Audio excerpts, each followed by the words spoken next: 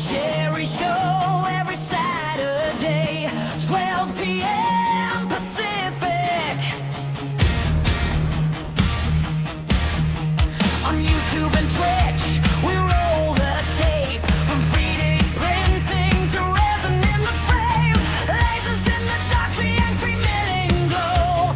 From every corner, let them make us show. We got hands-on heat and plans in the air from all over the world. Yeah, you know we're there. One more turn and the whole room wakes. Bring your best idea, bring your wildest tale. The Jerry Show, the Jerry Show, Saturday at noon. The Jerry Show, the Jerry Show, come on in, tune in soon. Filament giveaways and 1,000 new sparks. Smash that like button, let it hit right hard.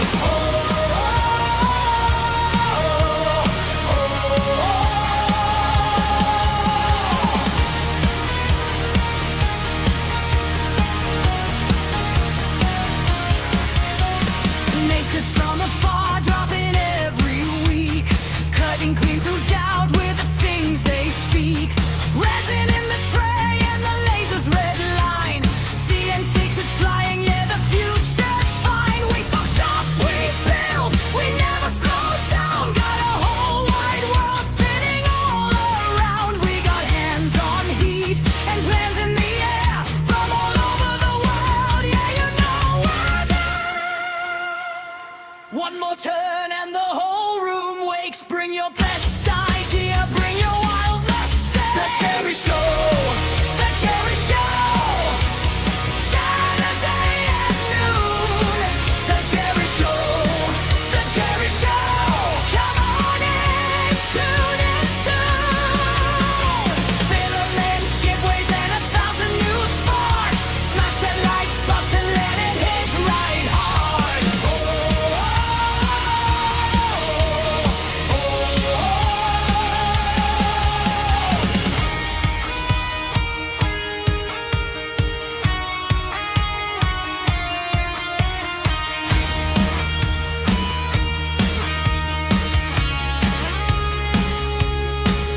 Subscribe and share, pass it on loud. If you build with love, then you belong in the crowd. From the first rough sketch to the final shine, we make it together week by week, line by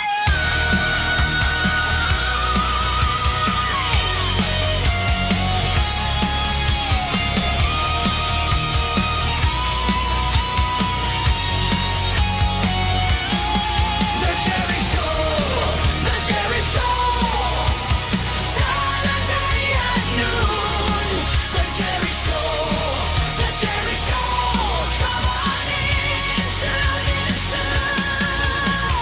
Filament giveaways and 1,000 new sparks. Smash that like button, let it hit right hard. The Jerry Show, the Jerry Show, we live and we're proud.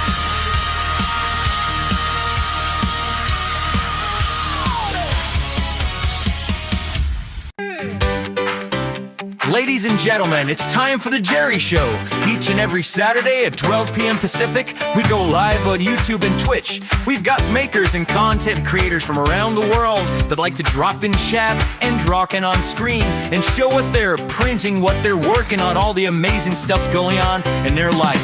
Self-promotion is always welcome as long as it's hobby related. So once again, I would love to see you on The Jerry Show each and every Saturday at 12 p.m. Pacific. Thank you.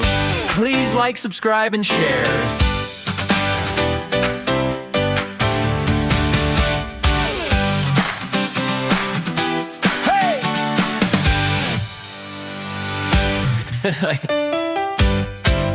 Ladies, gentlemen, it's time for fun and dance. So each and every Saturday at 12 p.m. Pacific, we go live on YouTube and Twitch. We've got makers and... Hello and welcome everybody to this Saturday podcast. My name is Jerry. We're live on YouTube. We're live on Twitch. Here's a cracker. Leave me alone. Hope everybody's doing well. I'm getting there. I'm still on oxygen, but I'm getting better by the day. So pretty much I'm back to normal, other than I still got a little pain here and there, and I'm on oxygen. So we're getting there. Build over bot. Hello, hello. How you doing? Morty's. Hello, hello. Loopy Lou. Chris Mink. Guy the Jedi. Da Vinci. Nikita, quit running into stuff. Anyway, I've been busy during the week. I had a table here set up, and I got a bunch of stuff on it I printed. I'll show you here in just a little bit. And as always, today we'll be giving away a roll of Ziltech filament and a roll of Polymaker. And then we'll do the Gotcha Pop machine up there by Hy-Vee 3D. We'll be drawing a ball out of that to see if anybody wins anything, which could be stickers or it could be a $20 Amazon gift card. Had enough? Okay, hello, hello. Yeah, build over bot. I'm getting there. Stop barking. No more barking. That's it. Lay down. No more. Yeah, I had a triple bypass. I got home on July 1st. The last week of August, I can drive again. You can't drive for 2 months. I've been sleeping in a... Mr. Diesel, hello, hello. I've been sleeping in a chair in the living room I borrowed from my son. It's a lift chair. Push a button, it reclines. Push a button, it'll help stand you up. Right now, I can get up and down fine. I don't have any pains in my side or anything like that. I did sneeze this morning and yesterday, and didn't have my pillow around. That was kind of painful. But I haven't been coughing in a couple weeks, so I quit having the pillow around. But just for giggles, I have it here next to me. So if I need to cough or sneeze, I need to hug the pillow because it still hurts to sneeze or cough. And that's about it. Hello, Matt German. Hope you're getting better, Matt. Good to see you in chat. Oh, boy. Yeah. I was using Vistasculpt the other day, and I'll show you some pictures here. I imported a picture, and I wanted to recreate it, and it done a terrible job. And then I was looking at a YouTube video, and they were talking about a Maker Lab over on the internet, and I went into Maker Lab, and I recreated it. It came out perfect. I printed it, had a layer ship, but I'll show you all that here in a little bit. But I've done a great job where Vistasculpt let me down. Okay, no more. No more. That's it. Lay down. Go lay down. Lay down. Come on. Quiet. Let me share out a link if anybody would like to drop in. Self-promotion is welcome, as long as it's hobby-related. If you want to advertise your Etsy store, your business, or whatever, you're welcome to do so.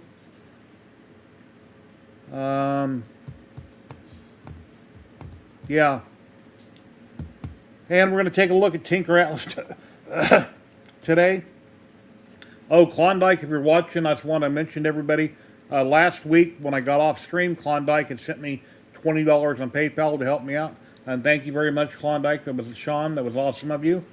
I mentioned to him in a message that I would mention that during the stream. And luckily, I didn't forget, because I am a pretty forgetful person. I walked on the treadmill today for 10 minutes. SVC 3D, hello, hello. I walked on the treadmill for 10 minutes. It wasn't very long, but it was something. And I had a doctor's appointment a few days ago. My sister took me to, and I had a rolling oxygen. You know, you pull it on a little cart, like a dolly, and take the oxygen cylinder with me. I went and done that.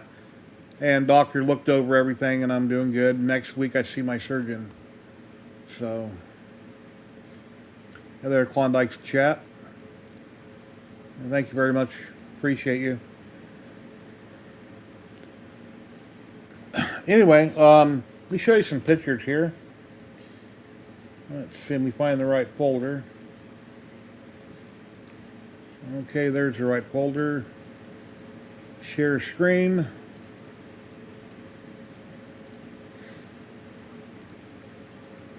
And see if we can do that.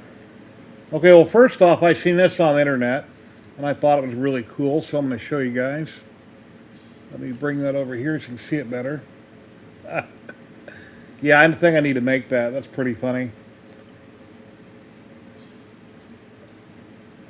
And let's see. Vic Morrow. Okay, right there. My brother's a big fan of combat. They filmed it in the Vegas Valley back in the 60s, maybe early 70s, and that's the main actor there, Vic Morrow. And Vic Morrow was killed filming The Twilight Zone years ago. I think it was in the 80s. And he was carrying two kids in the movie. They're filming. A chopper's flying overhead while they're filming. Chopper had a malfunction. Chopper fell, and it took all three of them out. The two kids and him. But that's a bust somebody else had created on the internet. And I found that picture, and I went into VistaSculpt. Let's see, and there's another picture of him there. And that's not the one from VistaSculpt. Where's it at? Okay, this one.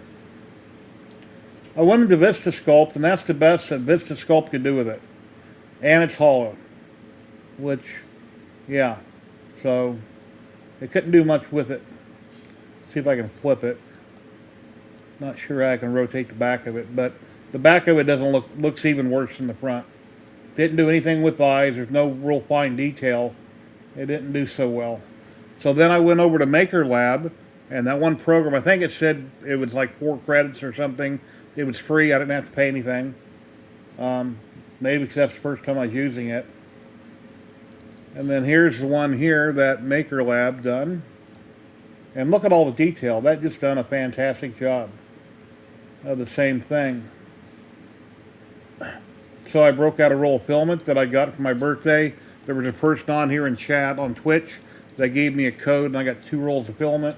And I used 1 roll to produce this right here. Let me show you how that came out. Get rid of that. And I was printing this overnight. It took like 3/4 of a roll of filament. And it was doing great until I went and looked at it. I had a layer shift on the Elegoo Centauri Carbon. I have never had a layer shift on that printer before. And I haven't had a layer shift on any printer in at least a few years. And yeah, the AI on Maker World done a fantastic job. Look at the hair, and only had a front view. This looks almost identical to that picture I put into it, which was kind of hard to see. It wasn't a close-up or anything like it. And it was kind of washed out by the white light. It done a fantastic job recreating it. Why I had a layer shift, I have no idea. I haven't had a layer shift in years. It used to be a pretty common thing years ago, but yeah, right there, layer shift. But the head is done, so technically I can cut it off. But I won't be sending this to my brother. I'll be keeping it just for something to talk about. The face came out really good in the hair. I just don't know why I had a layer shift. It's a real bummer that happened. So I'll have to reprint it if I want to send him one. But I was shocked at how well that program did. And let's see, where's the other picture? We got another picture on a plaque. Let me see where it's at.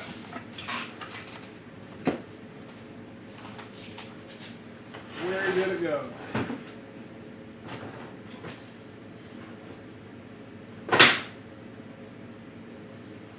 I can't believe it's not laying here. I thought I had everything ready for the screen. Oh boy. I don't know where I put it. Oh, here it is.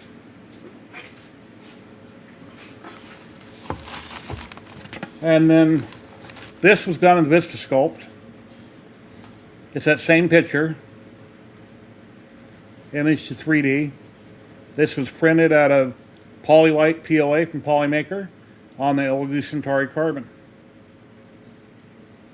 Came out real good.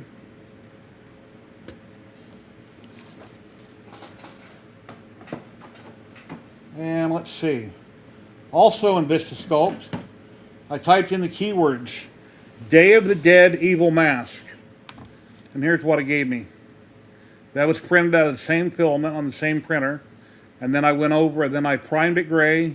I painted it with some black spray paint. And then I went over with a gold rub and buff. And I'm not really sure what I think about the cross and the horns together on the same thing, but I typed in, like I said, Day of the Dead, Evil Mask, and that's what it gave me. Pretty cool. Yeah, it's a black. Hello, Ethan. Hey, Betty Boop. And Betty Boop, every week that I'm live, my wife says, you never say hi to me. Betty Boop, hey, what's going on? Can you hear me now? Anyway, she probably heard me yelling. And then this I did a while back. I showed you guys, I don't remember, like a month or so ago. This mask, Medusa mask I had printed. I went ahead and hit that with some primer, gray primer, black spray paint, and then I went over with silver rub and buff. Came out really good. Just use my finger, you know, rub it all over, get it how you want it. So it's like finger painting. And also in Vista Sculpt, I wanted the mandala, I think is how you pronounce it. And it gave me like a flowery, round-looking thing that I didn't really care for how it looked. And then I typed in the word something like a Viking style or something like that. And then here's what it gave me. Hello, Ventari. Hello, Steve. How you doing? And that came out really good. And this is also in polylite filament. Done on my old Centauri. Hit it with some gray primer, black spray paint, and then I finger painted with gold rub and buff. And if you're not familiar with rub and buff, and you don't know how to like to paint or how to paint, very simple to use. Go on Amazon, buy rub and buff. It comes with gold and silver and different colors. It's got like 3 or 4 different colors. Really easy to work with. It's kind of like a wax paint, I guess you call it, like a grease. I occasionally use it on stuff. It's really good for weathering objects. If you make a blaster or something, or you want to weather something, take a little silver, and it makes it look like it has scratch marks on it. But I thought that came out really good. And this I will probably do on my CNC. I tested on the 3D printer. I'm happy with it. This would be cool to recreate on my CNC. So that'll probably end up being done out of wood. And then here's another one I did about a week ago. Also, Mount Rushmore with an American eagle flying over the top of it, bald eagle. And that was also done in Vista Sculpt. Hello, Maker Viking. How you doing, Thomas? But like I say, the program over on Maker Hub, really cool. This bust of Vic Morrow came out fantastic until I had a layer shift. I can't believe I had a layer shift. It's like, I didn't even know layer shifts existed anymore because I've had such good success on all the newer printers for a long time now. But I got that done. And then of course you've already seen the big dragon I have here in the background. And then a sign I did. That was done on my CNC. And the same with this here, done in 3/4 MDF. My logo. 3D HP. Took a really long time to do it. I got to get my feeds and speeds up and get more bold with how fast I run my jobs. But I'm afraid of breaking a bit, so I go slow. And it takes forever. Literally forever. And then the Liberty Bell, I think you've already seen the flag I did, the Liberty Bell on it. 1776 to 2006. 2026. Now it's 3/4 MDF. So it took a minute to get that done. Go over it with a 1/4 inch end mill roughing pass, a Jenny bit, upcut bit, and then I went over with an 1/8 inch tapered ball nose from Cadence Manufacturing, also a Jenny bit. And that took like, I don't remember how long, it took a long time. Started in the morning, got done in the evening. I don't remember exactly how long it took. And I think I did a video on most of them. Yeah, they're all AI generated, except for my logo that I just showed you. I took a JPEG and I dropped it into Carbco Maker. Paint the logo that's made out of MDF and I'll buy it. Let's see. If anybody would like to drop in, there's a link here in chat. Somebody can come on screen and keep me company. You post it. And then, like I said, later we're going to give away a roll of Ziltech filament. It'll be USA only, lower 48 states. And then we'll have a Polymaker giveaway for roll of filament. That'll be worldwide. Ladies and gentlemen, we got the one, the only Maker Millwright from Canada. All the smoke's coming from his backyard. So if you live back east, here's the guy to talk to. Here, at least one of them. What's going on? Hello, sir. How are you? Real good. How you doing? I'm doing well. Thank you for asking. I just I was like, hey, you want some company? I'm glad to give you some company. One second.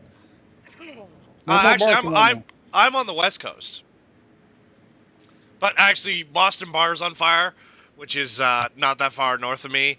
It's about 50 different fires here in British Columbia, you know. So lots of smoke, lots of stuff going on. I hope all you East Coasters are doing all right. You guys aren't used to the big fires, and Jerry, you're just south of me, so. But What's that? you're in Nevada, right? Nevada gets Yeah, so big you're forest fires, right right? above me. You're right Yes, sir. above me. Oh, okay, Nikita, stop! I'm talking to people. Here, have a salt overload. um, yeah, Nevada gets fires too, right? Because like Yeah, you get. usually California. Ain't Oh, much going okay. on in Nevada.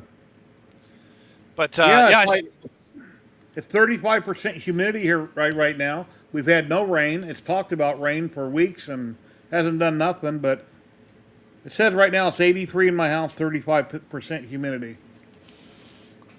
I'm at so it's 20. It feels like 24. It's 19, and it's 73% humidity here in Vancouver. Ladies and gentlemen, the one and only Bill Glover Bot. Howdy, Bobby, howdy, howdy. Man, I know that guy. Hey, Bob. how are you doing, Maker? Saw you last night. Yeah, we Yeah, gotta stop. See you guys yesterday online. We gotta stop meeting like this. Sorry, I'm just doing up a render. I'm finishing up one of my side projects here. Just making stuff and doing things. The AI generated STLs, those are pretty cool. And I like that you're like, oh, well, I like, because when you first showed them, they look like they're milled MDF. Like the ones to your left there. That all looks like it's MDF. So I was like, oh, has he been milling again? So I thought that was pretty cool. These in the back are MDF that are milled out of 3/4, and then the rest is 3D printed. Yeah. But I figured I would do this in plastic first because it's fast, and if I go to mill that, it's going to take me for literally many hours. That'll probably take my machine, oh, I don't know, 12 hours maybe, and it shouldn't. So I need to kick my speeds up. I Well, can't. because- People don't realize how slow mills are. I mean, real in a lot of ways. Yeah. Lasers are pretty quick, but you know, And my routers finished and bit- stuff are slow. My finished bit from Cadence Manufacturing, my Jenny bit that would finish that project, with shipping, it's a $60 bit. And if I push it and break it, you're going to sit there and weep a little bit. That's a lot of money to me. So I tend not to push things. Stop! Okay, we're done. No more. One of my dogs is a boxer Pit, I think. Sandy, the quiet one. And the noise box, Nikita, is a black Jack. Part Jack Russell, part black lab. And whenever you walk in the room and she looks at you, her ears come out like antennas straight, and her eyes are going back and forth like this, watching your hands. Where's the food? What's he got? What's he got? What's he got? Is it for me? Is it for me? You know, back and forth. It's pretty crazy. Anyway, sorry about all the noise for the dogs. Oh, I think everybody likes the dogs, Jerry. I'll be honest. Well, Sergio, how you doing today? Yeah, I tell her before the stream to only bark once. Like if you cracker, don't bark more than once, and she's not understanding me. Just not playing by the rules, eh? Yeah. Hello, Jose. How you doing today? Hope everybody's having a fantastic day. It was good to see you yesterday, Bob, on the live stream I was watching. Yeah, I've been meaning to join more of this stuff. Pretend to be an expert, you know, like I do everywhere. Yeah.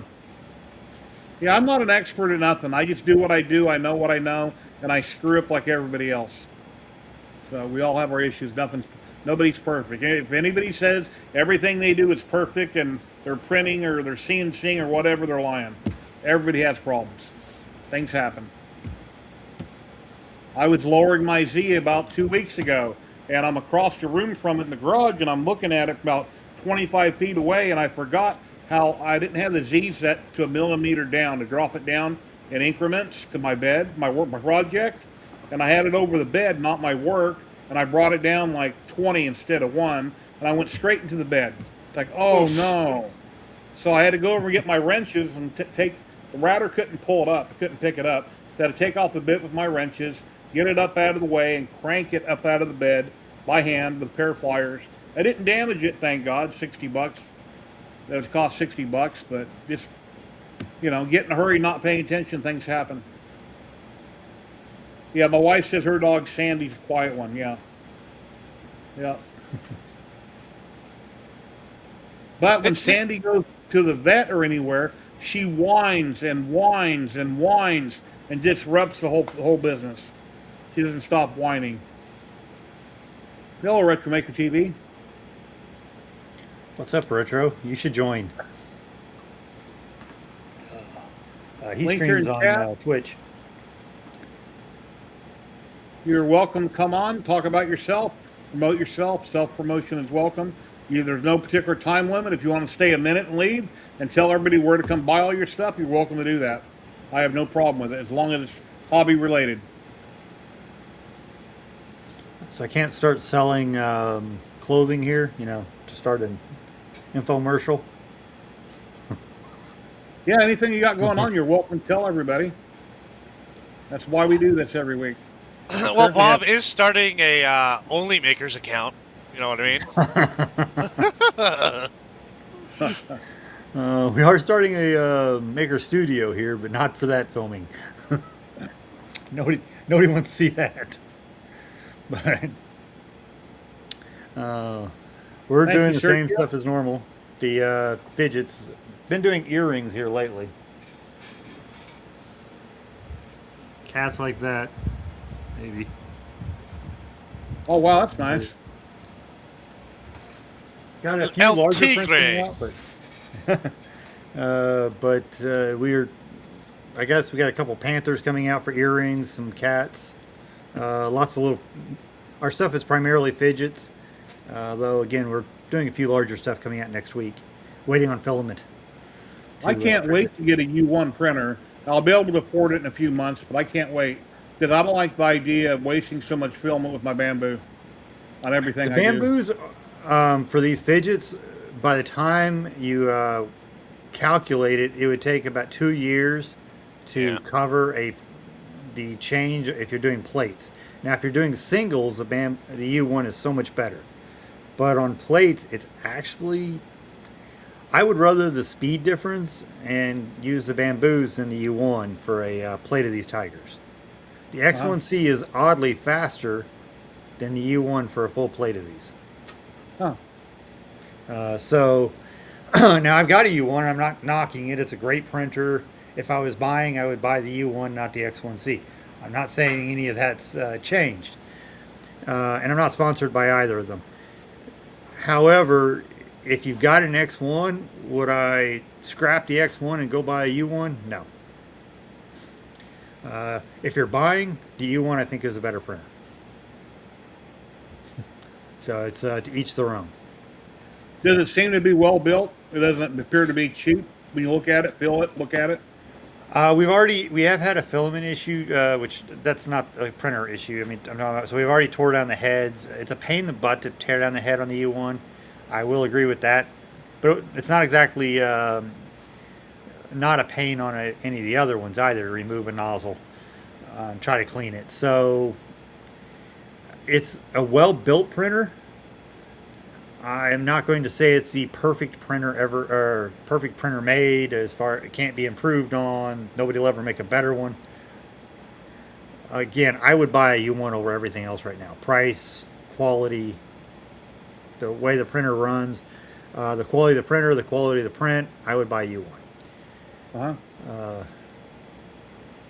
Well, one of the bigger exciting things about it, Jerry, with the U1, is that one, it's enclosed, so you can run multi-material, right? So you can mix and match your material. You run TPU, run ABS, run ASA all at once, right? Especially with the new interlocking tooling that comes with the slicers, right? Because it uses open source slicer, it uses Orca. Snapmaker's a big supporter of Orca, right? And the machine's Clipper. So I know you're not big into hacking systems, right? Like I get that, but it's just cool, right? So it has that opportunity. And then the other thing, the colors, you're right. There are so many features on the U1 that will make it a better printer. I said if I was buying, I wouldn't be buying anything but the U1.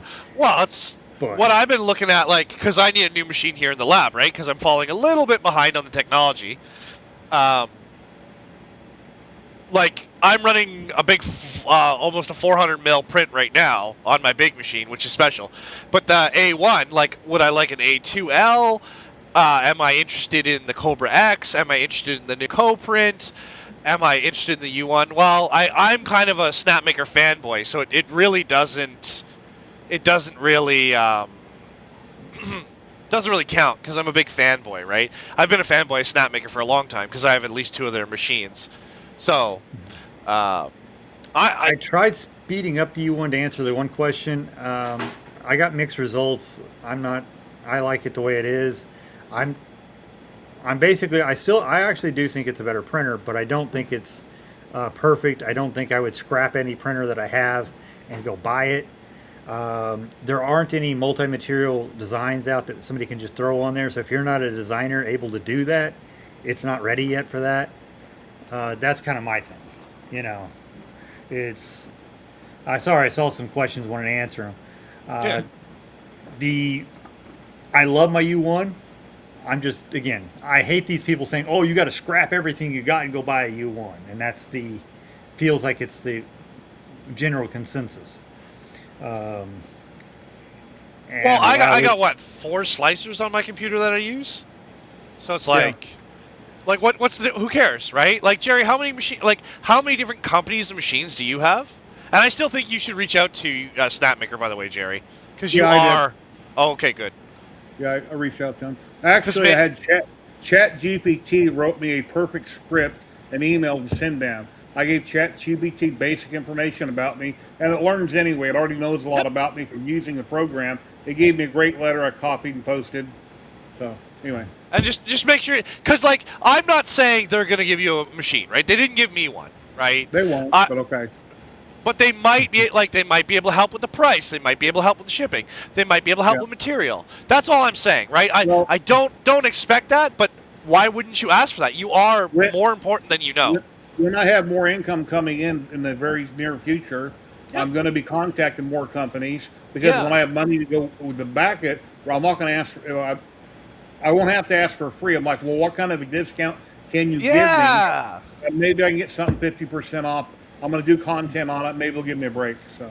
Yeah, maybe they'll throw like some extra parts your way. You never know, right? And that's what I don't want you to feel down because I know you get a little frustrated about this stuff. But again, like there's a lot of machines out there. I'm behind, right? Like my newest machine is my Snapmaker, and it's a Snapmaker 2. So I'm not on the curve with all of the more advanced. I don't even have a Centauri Carbon 2, nothing like that. Like, so I've got a Voron, like, you know, I'm definitely behind the curve, but I still make what I make and have a good time doing it. And I love coming here. Have you seen my new boat? No. So I've been trying to work on my new merch, like my excellent jacket. I had some merch made up, and that one's really cool.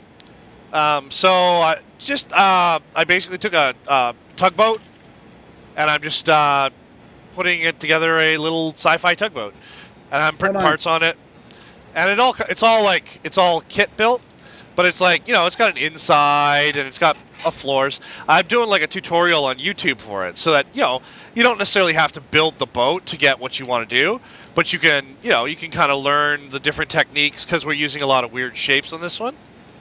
And so I've been doing that. I've been pushing my YouTube pretty hard lately, but I have to redo the bottom because I forgot to put the hole for the shaft, and you know, it's good times, right? There's a lot of different sort of things I've been working on. So I've got working on my new source book for my pen and paper RPG. I just released a bunch of new miniatures. I'm actually doing some prep paint for them right now, right? So. And then, you know, I've been working on some older models to sort of bring them up in color, right? These ones were done in, these are 3D Max filaments out of Florida. It's a nice green. Yeah, they're really nice. No deal with them or nothing. They just sent me some material, but I got to be honest about it, right? That's what this boat is, too. One second. Pez Liz, that's Beverly with Uniformation. Go ahead. Yeah, so, and that's about it on my side. We've been writing the new book, doing some designs, playing some video games, playing Fallout 76 with anybody who ever wants to play. I think we're playing again today on my show. Just did a brand new camera mount on the big machine. I'm making a jack with a jar. I think I've given them all away, but it's actually like my mascot for my game.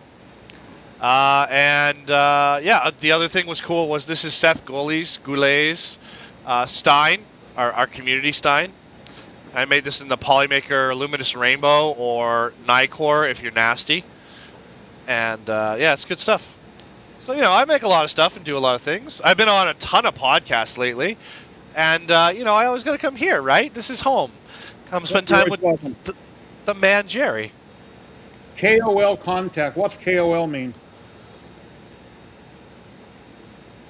No, I'm looking at Pedliz's comment again. I don't know what she's talking about, so.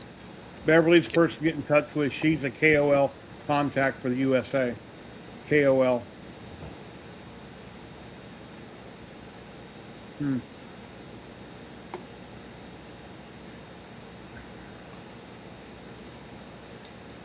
I think that's.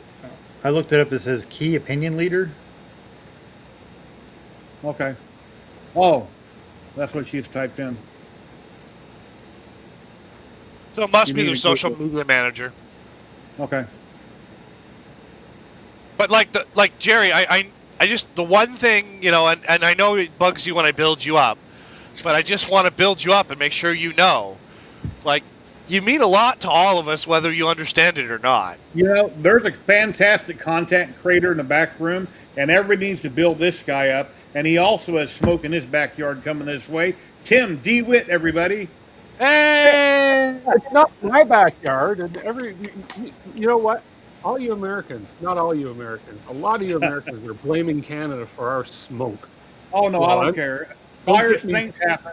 I Fires know, happen. I was going to say there was a great little thing on where one of these Canadian guys said, you know, one of the reasons is we're short of so many firefighters because there's over 300 firefighters down in the U.S. fighting firefighters. So, yeah. Anyways, no, it's all good. It's all good. Hey, I was afraid to come on today, Jerry, because I tend to. This week I broke YouTube for some reason when I was on with Joel. So What happened? I was on the Meet the Polymaker on Thursday. Oh, I congrats! went to watch it, and only 5 minutes popped I up, and I know, couldn't watch because any of it. I messaged him on Discord. He said he's going to reprint it. He had internet problems, Yeah. and then he reposted another one that was only a couple minutes long. So Yeah, I'm well, still he had waiting. problems. He had problems with his Streamlabs connecting to YouTube, but he was it streamed just fine on Twitch. So Okay. there you go. I get But it that was problem fun. sometimes too. It was Well, fun. then I'll It go was back. fun I'll do. go to Twitch on Polymaker so I can rewatch it. I'd love to see it. And That yeah, was I'm really surprised. cool. That truck is it's amazingly huge. It The is mog? big. I That have been frame is printing. really big. This is just the frame, right? So Yeah. I have been printing like a madman all week. I have got a laundry bin down behind me full of parts. I've got some more here to add. I've had to keep a spreadsheet, so I highlight what I finished printing something so I don't duplicate. I've got about 80 plates of 100 and something plates printed now, so it's a lot of parts.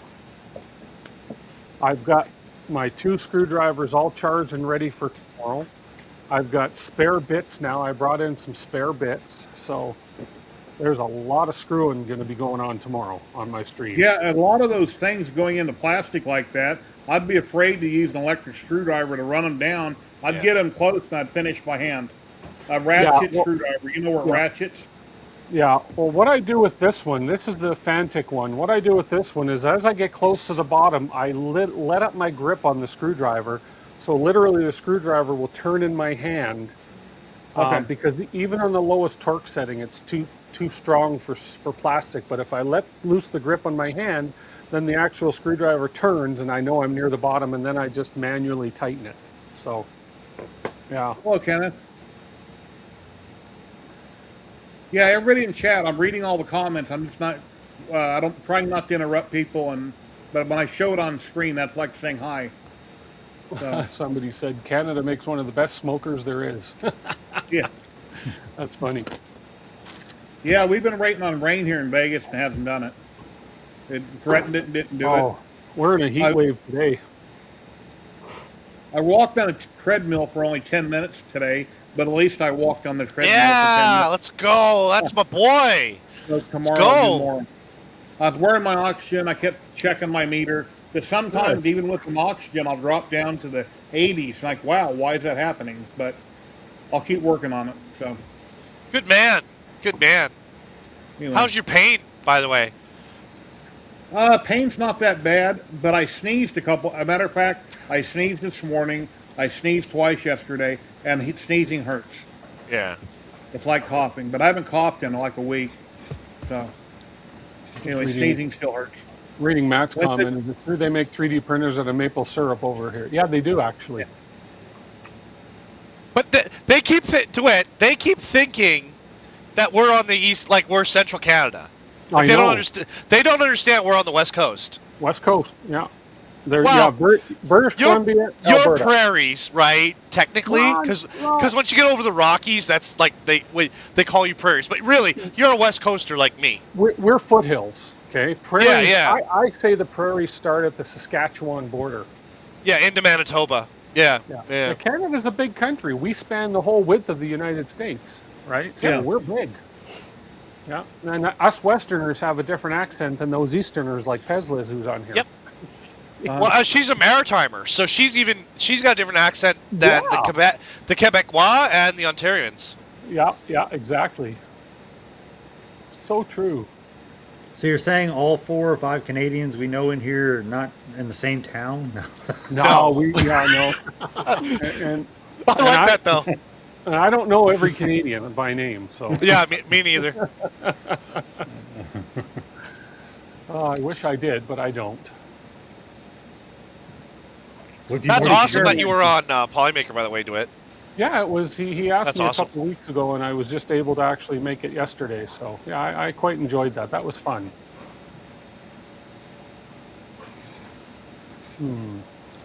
It is kind of interesting that the smoke is already as far down as where I am, almost to the center of the country.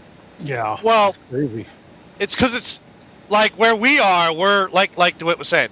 We're in the foothills. We're in the mountains. So like anything that catches fire up in this part flows down the Rockies and hits places like Jerry and Colorado, things like that, right? Yeah. But in Ontario, where the big fires are, which is rare, that's Yeah. all flooding down over the lakes over Michigan. It's all flat, so it moves over, right? Exactly. Yeah. Hey, Hutch, I hope you're doing well, brother. That's Love it. awesome. I saw that. Tinker snake. Atlas, That was by great. Maker Viking, tinkeratlas.com. I don't like snakes, and that does look real, Stephen Poole. That looks great. That's really good. I don't That's like really- spiders really, and really snakes. nice. That ain't what it takes to love me. Oh, sorry. That's an old song for us old fogies. DM it to me, Liz. I'll post it, whatever the link is. There's that mask I did. Fire. And then Yes. I dropped it in Chat GPT, gave it some quick text, and it spit out a nice picture for me. So on That's cool. camera, it's purple, right? The black is purple. It's like a blue. Oh, But in there, it's black as night, right? Yeah.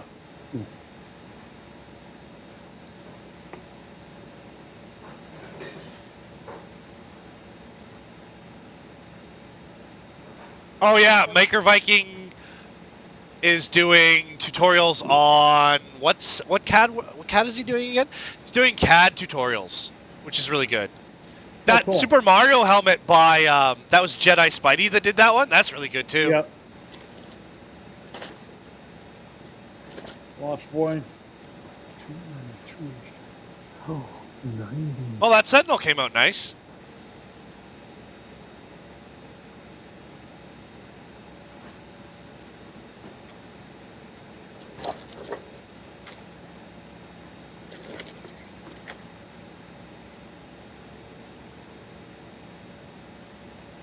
Is that a Delta? Is that a Delta flyer they just did there, Jerry? Yeah, it looks Delta style. I'm not sure what it is. Oh, it So the says Delta flyer, yeah. So LDO makes. So I just learned this, and this is something that might interest you. So the LDO kits to build machines, you don't need a whole lot of tools for. You don't need crimps and stuff. It's already pre-crimped and all set up. I just learned that from Canrog. So it's like, if you ever feel the need to build a machine, Jerry, make sure you take a look at an LDO machine, because the kits are designed the right length of wire, everything you need to do. It's basically like a true build kit instead of a scratch build kit. There's Canrog's new studio. That's pretty cool. That's my boy Jerry. Yeah, Canrog went from I think it was a 900 square foot to a 90 square foot. Maker Millwright's got some cool stuff here. Who's that guy? I was in a mini competition over on Maker World. There's actually a new competition on Maker World for a Insta 360 for anyone who's interested. Neat. Yeah, so you can design some parts for an Insta 360. I'll try and get the information. I'll share it. Jerry, is that okay if I share it? Yeah, you're welcome to. My stream's all about talking about what you're working on, promoting what you're doing. Anything you're selling, you're welcome to share. Anything hobby related, it's welcome here. Yeah, so I'll put it in the Twitch, and then I'll go put it on the YouTube as well. So this is all older stuff we've seen a long time ago. What you're seeing there, what I've just posted, is the new Insta 360 contest on Maker World. So, I don't know if I have... Am I a mod over here? No, I'm not a mod on your YouTube, but I am a mod on your Twitch. Okay, say something on YouTube and I'll make you a mod. I just posted it. There we go. Okay. So you can check that out. You can win an Insta 360. You can win a printer. Well, you can win 3 Insta 360s. You can win a printer. You can win a bunch of points for Maker World. If you're into that sort of thing. The other one that's just come up is they're doing like an Odyssey one. So it's based on like the Trojan War and everything. So, and then what else? There's the T90. What is it? The T34. If you guys want to go mess with like a pre-made tank and just like do a mod, like they're not looking for a scratch build on this. We love you. We love you, Maker Viking. We love you, dude. I hope you know that. Perfect. Thank you, Jerry. Thomas, not a problem. I try to show it every week. I don't mind. You know me. I love helping you, right? But anyway, so there's the Insta 360. So there's that. Just you make a bunch of parts for it, whatever you're into. But if you want to take some time and play with a toy tank, that's the T34, and you can make it into anything. There's only a few days left, 2 weeks I guess left on that one, on Maker World. 16 days, so just over 2 weeks, and it's looking pretty fun. So yeah, but it's all mod. It's not like you don't have to build from scratch. Whereas like Tim, the Insta 360. Did you get those tips ordered you needed, Tim, for your screwdriver? Yes, I did. Yep. I have, where am I here? Yes, I did. I ordered 4 of them. I've got 2 on the drivers and 2 backups here, so. All right. Yeah, and I actually tried the 30 millimeter long screws. That a lot of those long screws are used for support, not support, but for you screw into the part, they just stiffen the part. And they talk about using lubrication and stuff, but they went in really well, real easy. So that's good. I did a test piece just to make sure.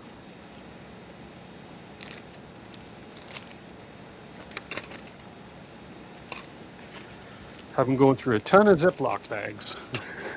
We got 58 people watching, 42 on YouTube, 16 on Twitch. Please follow, smash the like button. I would greatly appreciate it. Because if nobody ever follows and likes and all that good stuff, then there's no reason for me to be here. And if you're watching the VOD over on YouTube, make sure you leave a comment. Jerry, what's today's secret word? No, I don't know. I don't know is today's secret phrase. If you're watching the VOD, comment that in the bottom. Jerry, it is that time. I am turning into a pumpkin. I love you, brother. I'm so glad you're doing well. Tim, always a pleasure, man. We never get to talk much, but I love what you do. Hey, Raj. And Bobby, always a pleasure. Thank you for having me, Jerry. It's always a joy to be here on the show with You're you. always welcome, my friend. Take care. Have a good day. See Have you a great later, day. Polly. Have a good day, eh? You know, we can put like 10 people on camera here, so if a bunch of people want Yeah. to jump in and Don't chit be chat and interrupt shy. each other, you're welcome to come on and do all that. Don't be shy. First time is awkward, but it gets better as you do more. As long as we know who you are, you're welcome.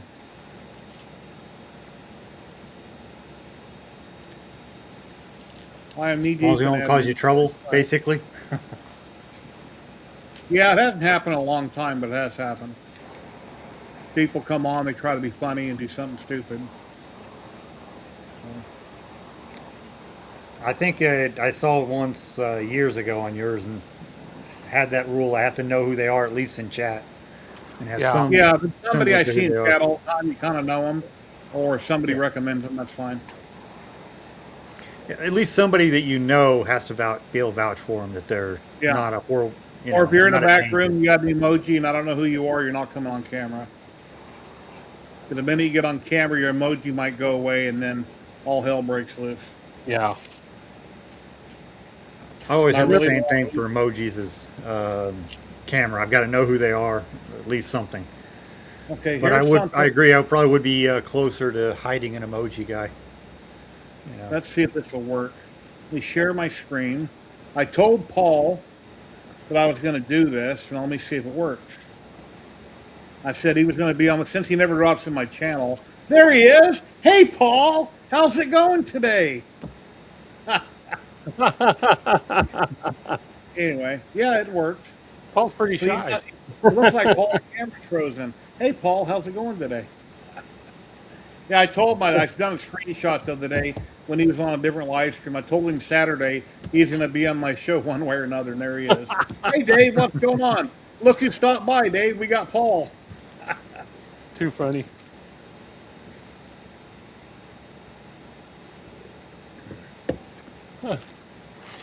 Anyway, there Does we kind go. of look like somebody just frozen. Yeah.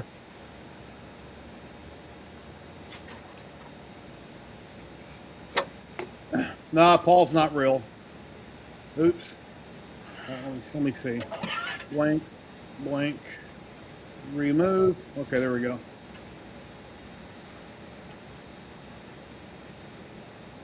Hey, Tripod, how you been, bud? Been a long time.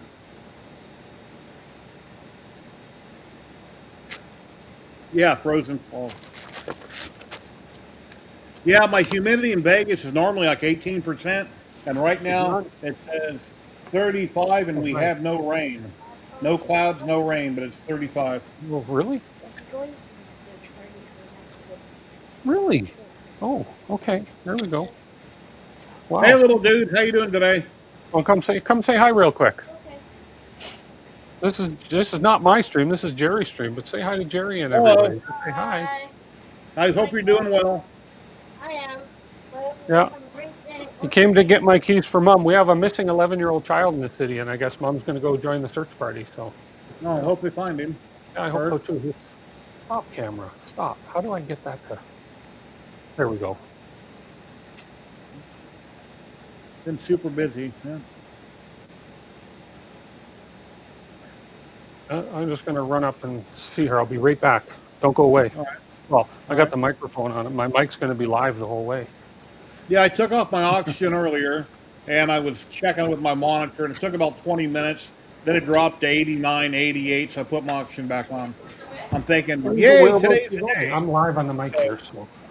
Every day, at some point, I take off my oxygen, and I'm doing something or just sitting here, and I check it to see if I stay in the 90s, and if I drop to the 80s, then I put it I back thought on. he was found. No, No? it's not found. Oh, okay. It's sad. I would hate to be that mom, right? Look, this is what was just posted an hour ago. What part of the city is that in? Right below Ethan's school. Oh, wow. Okay, interesting. There we go. I muted Tim. Yeah, they probably don't want all of that out, you know. I Yeah, applaud I'm him not and his wife for taking concern about that, obviously. But, oh.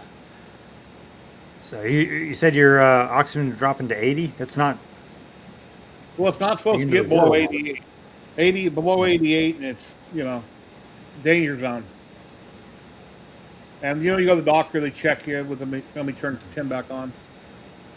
All right, Tim. Yeah, we had your mic. You had an open mic, so I muted you. Okay. Yeah, that's fine. Okay. Stop camera. How do I get this to? I turned all the auto features off on the camera Yeah, because I I never don't know. could get the stupid thing to work. I don't know. far how as, to Yeah, I do got that. it on. I automatic got an gun. on spot, but I got it deactivated. I don't know how Tim to sent do me a remote like a year and a half ago for it, but I haven't used it in quite a while. I've got an e-meat because it was a lot cheaper, and I'm a tight ass. So, there. but It's off. the No, it's hand not. gestures seem to be a challenge to get to Yeah. work on this one. I can't figure out how to get that thing to stop tracking. These are so- my exercise tools that I use every hour, about every 20 minutes. I blow in this thing, and this thing I suck on. So I blow and suck all day long on these two. Try to help build up my lungs so I can try to get off oxygen. So, Ella's little channel, what is going on? We need you on camera, Ella. What are you working on? Here's a link if you want to drop in. You don't have to, but if you want to, love to have you. Come for a minute, come for an hour, whatever you want to do. Sure, everybody's welcome. Anyway. Yeah, I know Tripod and his wife bought some property somewhere. I forget where it was at, and they're going to be developing that. I assume they're probably going to move there and build, so that'll be fun. Hopefully, you'll put out videos on it. Oh, did you buy property outside of the state of Illinois then, Tripod, or? Yeah, I forget where it was. I know he would probably like to leave. At least the Chicago area. I used to have 2.5 acres out in Prump, Nevada, an hour from Vegas, but it's all dirt. There's no pretty trees and grass. It's just dirt. And I built a big, huge garage on it. I forget what the square footage was, but it was 3 or 4 car garage downstairs to the workshop. Then upstairs is a really big loft. Had a 10-12 roof on it with 2 dormers, and that was like a big living room upstairs.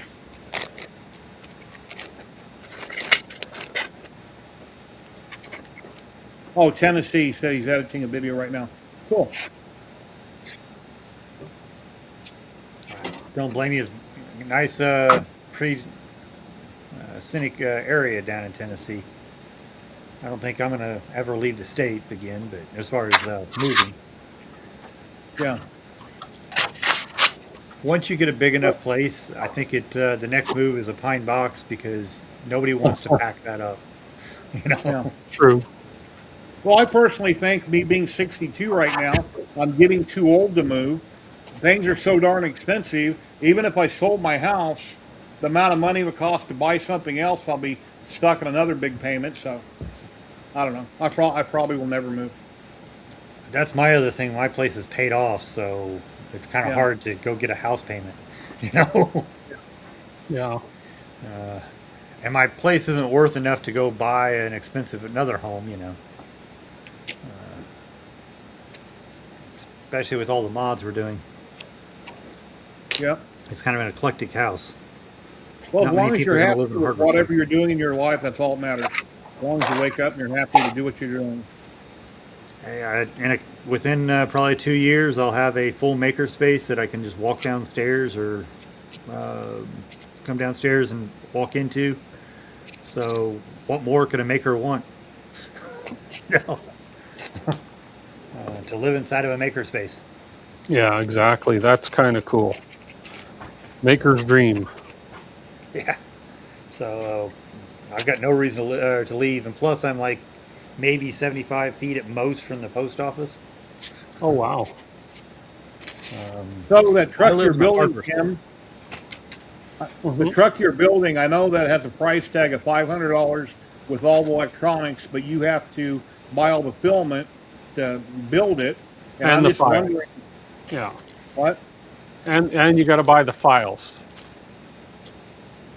the print files. That The was kit, the kit don't come with that? no. The kit just comes with all the parts. Then you've got to go to and buy the files, the actual files. But I think they're only like $49 or $50 US to buy the files. I don't Plus think the files come with the kit. I don't know. So Well, you would think they would for $500. you would think, but yeah. So I like, as I say, LDO sent me the kit, but I had to go on and buy Oh, the yeah. file. So Yeah. So I'm thinking maybe it's more like a $300 kit since you got to buy so much film and et cetera, Yeah. et cetera. But because it worked out to I did all the math and it works out to just shy of 9 kilograms of filament. wow. So AK the Shrimp Father, hello. What is going on, Martin? Hope you're doing well. That's an expensive print at that kind of price. it is. Yeah. It is. Because That's like, $500 or $600, you can buy a nice little RC vehicle. That's yeah. It's not going to be that big, but But it's all then you mold didn't, injection. It won't be but you 3D didn't build it printed. yourself. Yeah. You know, I've got a bunch of machinery to, and work with machinists. The definition of a machinist is spending $10,000 on equipment, $2,000 on materials to save $5. Yeah. So Yep. can't knock it, but you know, it still would be hard for me to spend $500 on supplies without the file on a RC Yeah. car. Yeah. But I'm not the market for everything. So, and it is cool that LDO makes kits for people like that. Yeah, Yeah. I mean, you can self-source all the parts, but then you got to look at it and say, okay, you're going to get it from supplier A, supplier B, supplier C. You're going to have all those shipping costs. See, there's a lot Yeah, of and then things. you can't, if you need just 2 screws, you got to buy 20 or something Yeah. like that. Yeah, and it's the Yeah, same with their well- Voron kits. Same thing, right? You can probably source everything yourself, less expensive in a sense, but you got to consider all the shipping. Then you consider all the wiring you got to do, all the crimping you got to do. So Yeah. yeah. Ladies and gentlemen, we've got Ryan. What's going on? Hey, What's up, Ryan. buddy? How you been? Kicking and screaming like usual. That Volkswagen you bought is really cool. Yeah. There's actually a really cool story behind it. Yeah, it'll be a fun one once it's on the road. I'm working on putting together my Segways right now. I'm putting some new batteries into them so I can get rid of them. Okay. Yeah. Are you live streaming tonight? Yeah. We're back. We had a couple weeks off there with 4th of July, and then last weekend we were down visiting the mouse. So yeah, we're back at it this weekend. Yeah, the reason I asked about your truck, it's a really nice looking truck. And the picture is I have a 2001 Silverado, and it don't have Nice. a million computers, and the engines aren't blowing up in them like a lot of the newer vehicle has a lot of trouble. So when I do upgrade in the near future, within the next year, I want to get something newer, but not so new that I have all these problems with an engine blowing up and replacing engines and having tons of problems. I'm trying to find Yeah. something. So I'm not sure how high I can go. Maybe up to 2019. I'm not sure. But Yeah, we'll see. I have a 24 F250. It's a gas one but it has the what they call the Godzilla motor in it, and it's been pretty awesome so far. These days, I'm up here anyway. I'm really hard pressed not to buy a Ford because the rust. You see a couple year old trucks and they all have rust on the back wheel wells and all that stuff. And Yeah. well, I have an aluminum body, so I don't have to worry about that. Okay. Yeah, but it's been running good so far and enjoying it. So All right. Not Yeah. many recalls or any problems. That's good. no, not with mine anyway. So it's been doing really good. It's a nice truck. Runs down the highway good. I don't push it too hard. I usually keep it 70, 75. Yeah. And but I tow a bunch of stuff too. So we have our camper that I tow around. It's a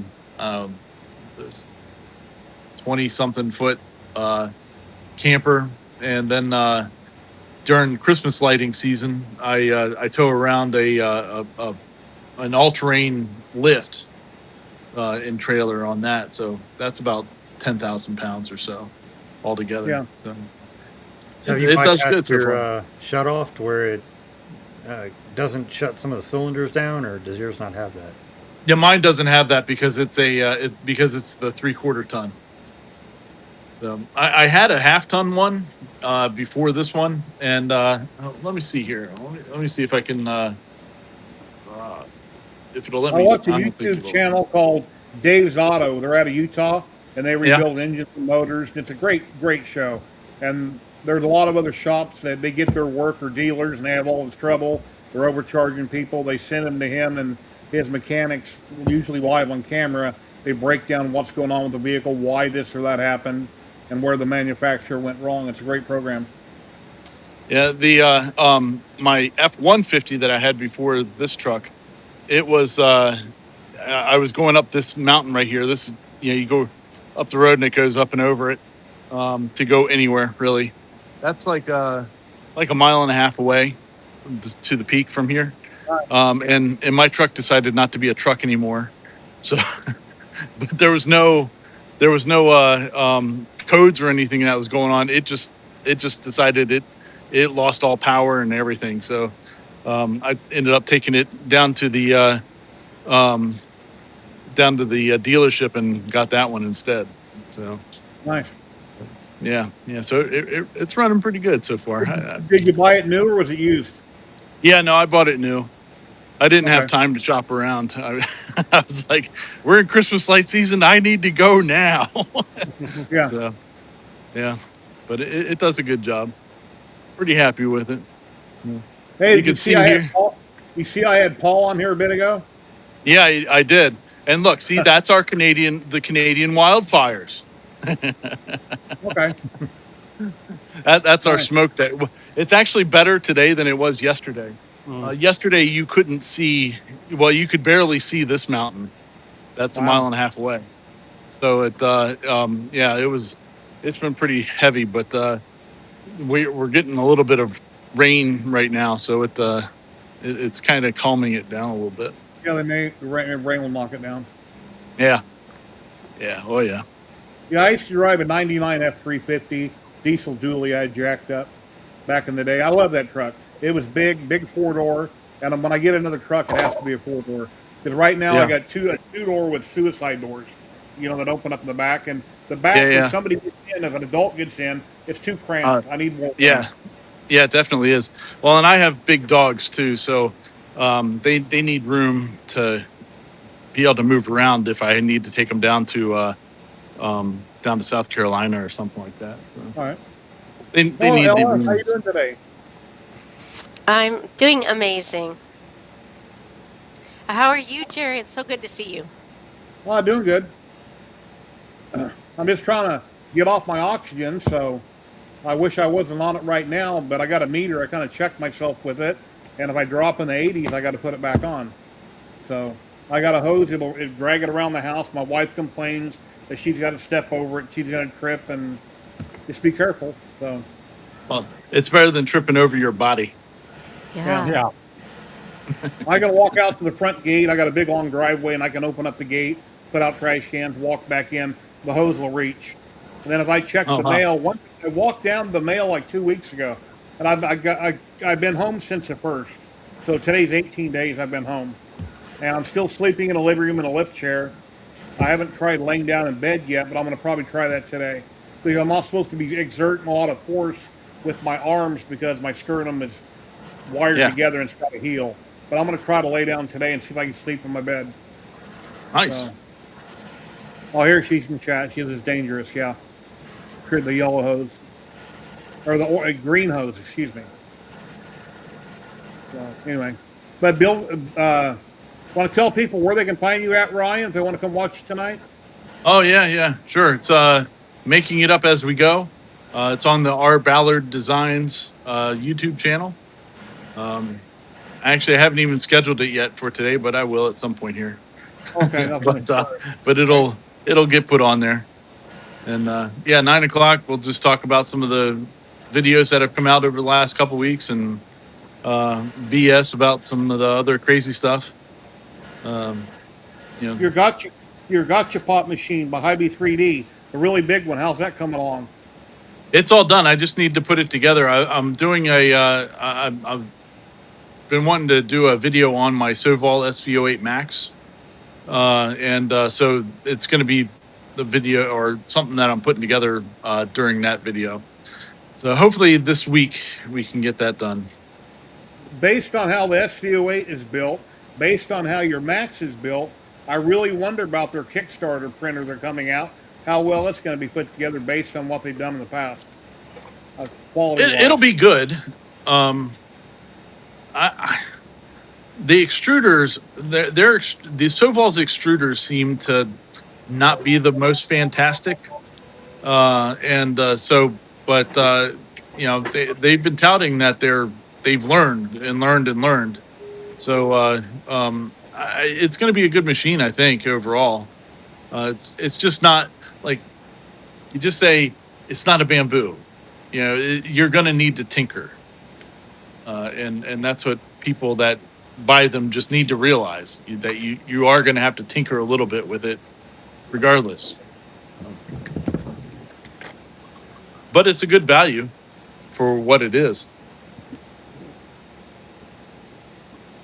Here, let me share your channel here. Are they that much cheaper than the bamboos, though? I mean, it's their new one, the M1D, which is kind of unfortunate because if you are up with the kids' lingo these days and you look at it, it says mid.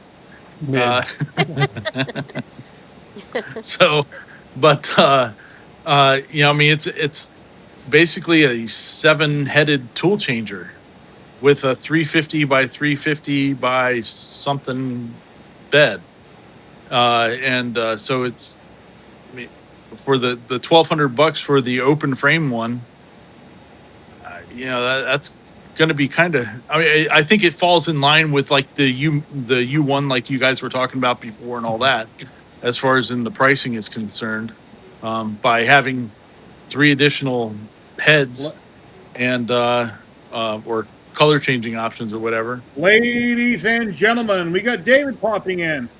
DDD Projects. Hey, David. Hello, David. Hey guys, how you doing today? Real good. Thank you for stopping by. And Ella, thank you for stopping by. Hey, I got a new toy that came in yesterday. It's the Creator 5 Pro. Oh, nice. Flash Forge. How is it? I've been wondering how it's going to be. Let's take a quick look because it just finished.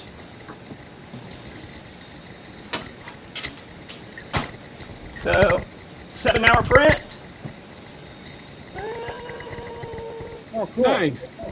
Oh, that's not bad. Does it have four heads or 5? That one has 4. Yeah, DeWitt has one. I think you have YouTube running. I can hear myself talking. Sorry about that. Let me see if I can get it Or, No. I think David does.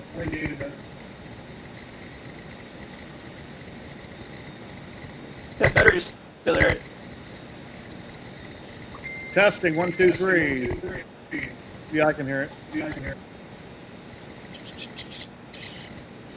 Let me see if I can knock that out. No worries. Live streams always have problems. Great thing about technology, isn't it? You're always struggling with something.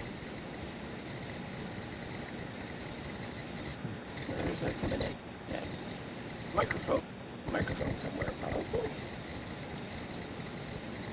So yeah, Ladies and gentlemen, the one and only Klondike.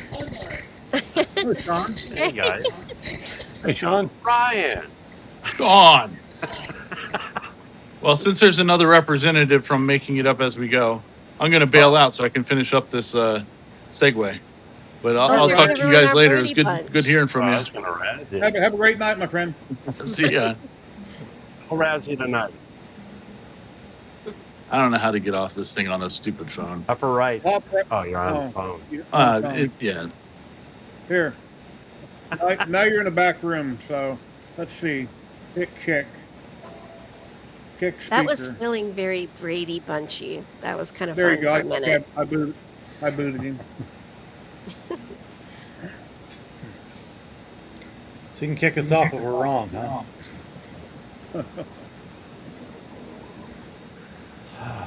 I'm surprised I've never been kicked off a stream.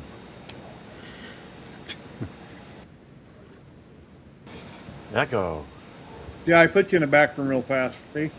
Now you see him, now you don't. Well, see, now I've been kicked off a stream. Thank you, Jerry. Yeah. I used to get kicked out of chat rooms all the time for the name bot, so it's fitting. That's why I'm surprised I never got kicked out of a stream. Yeah, whenever I'm typing in chat on somebody's stream, I use periods and put capital letters, periods, like I'm writing a letter to somebody, and it says you're spamming, and it usually blocks me. In which I'm not spamming. I'm not putting a link in. It's just I use periods. When I first started using this name, they would see the word bot, and there would be streamers that would kick me out immediately. Just all you'd have to do is say hi, and they'd kick you out. So it wasn't even anything like I offended anybody. It was just I got booted all the time because of the name. Can you hear us, David? David, can you hear us? No, can't hear you. You're muted. Audio problems for streaming is kind of required. Well, guess what I'm printing, guys? I was just going to tell you guys that. It's like, while we're waiting for David to come back or to get his sound worked out, we are printing. My husband has taken over 2 of my Prusas, and he is printing a 10-foot X-Wing Lego. Wow. And he's putting it together, and he's going to put it in the front yard. He's printing it out of PETG, and he's going to spray it with some ultraviolet stuff. He's got a whole plan for it. He's going to put it in the front yard and hang it, and he's going to do a whole entire Star Wars scene. He's got big plans. Oh, very cool. That's what he's printing right now. Oh, nice. And so he's an engineer, so I trust him in what he's doing, and electrical engineer and physics major, so we're going to be good. I wouldn't be really worried about the heat. I'd be more worried about somebody coming around in the middle of the night and stealing it. Oh, he's got a whole plan for the whole, he's got this whole thing like lasers, and I'll be sure to share it when it gets completed, because there's going to be like Chewbacca and a whole Lego display in our front yard. Oh, wow. It's whatever. No HOA, so we're good to go. So I think the reason nobody will steal it, Jerry, is most wives would say no when you say I'm going to put a 10-foot X-Wing in the front yard. So the kids are going to have a hard time finding a place to put it. Yeah. That's cool. His mom would also say no. That's a fun place to store it. It's going to be pretty unique. I don't know that many 10-foot X-Wings.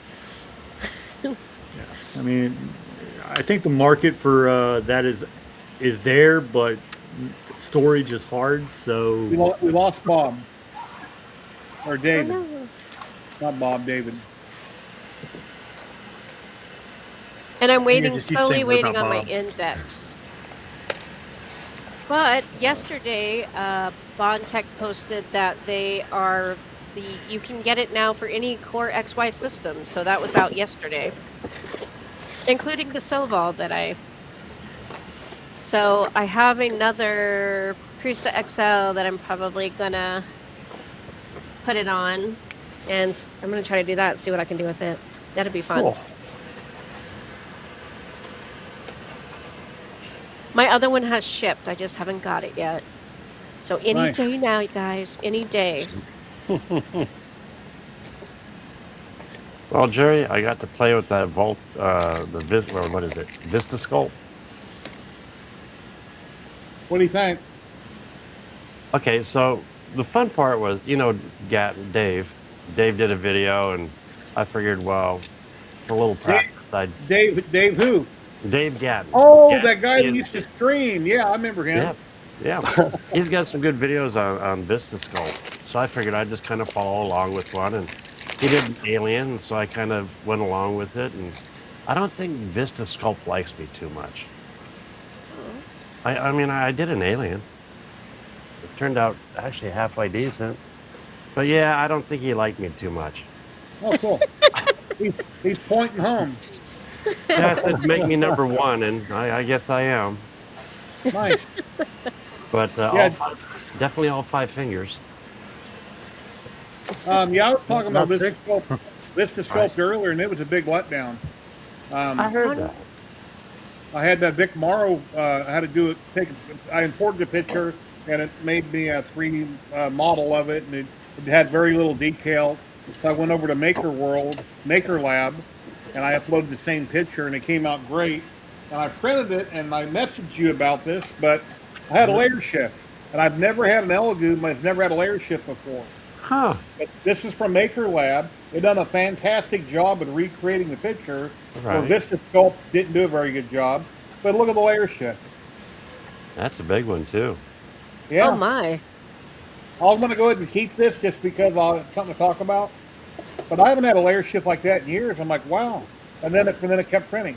So I have no idea why my Elegoo Centauri Carbon had a layer shift. But the print came out great. It burned up almost a roll of filament. My layers were 6-4-4, 6 top, 4 side, 4 bottom, 5% infill. It's fairly heavy. And I'm going to mail it to my brother, but I'm obviously not. Now I'm not. I'd almost guarantee you that caught on the infill. I was just thinking the same thing. Yeah, it had Yeah. to snag something. Something there on its collar or something might have been stuck up a little, popped up a little bit, it hit it, and it ripped it out of the way. And then Grid see here- infill that thin will pop up and grab your nozzle. That's one of the reasons some people hate it on that setup. Say that again? Grid infill, when you're doing something like that with the fan on, it'll actually cause it to go up a little bit. It'll snag the nozzle and it'll cause a layer shift. So I should use rectangular or something else? Gyroid. Gyroid. Gyroid. I like Definitely gyroid. gyroid. It burns up a lot of filament, but Yeah, but the grid on something like that open and the way it is, that's going to want to warp up and catch your nozzle, and that's what causes the layer shift on that. all right. It would be the grid infill. I know I joke people that say don't use grid, but that's joking. There is a reason probably not to use grid on a large print like that. That's Now, a rectilinear, small print would be right? fine. Yeah. Yeah. Basically, what it'll do is it'll just warp up and it'll grab the nozzle, and then Hey, there he is. the layer Dave shift will Gatt. mess everything up. No. Small prints is not a big deal, but anything that large, you'll get warpage. Makes sense. Especially, was there an overhang when it caught? Because those can, Yeah. kind of curve up a little too. Yeah, I have That's no idea. basically, it was right as the overhang was starting to peel up. That's what I'm thinking. That's right there at the back where it's jutting out a little bit. Was getting enough airflow to cause the grid infill to pop up. I would say gyroid for anything that big. Now, a small print, it probably won't matter. But grid, we'd all be better off, and I can't believe I'm saying this, if grid infill would just went away. Hey, Paul, how's it going today? Yeah, you're frozen, Paul. Boy, it's Let's been see a if- day for Let's see if streaming. Paul pops up in chat. Maybe he'll say something in chat. Luckily, Liz wasn't here to see me say that. She probably would have clipped it.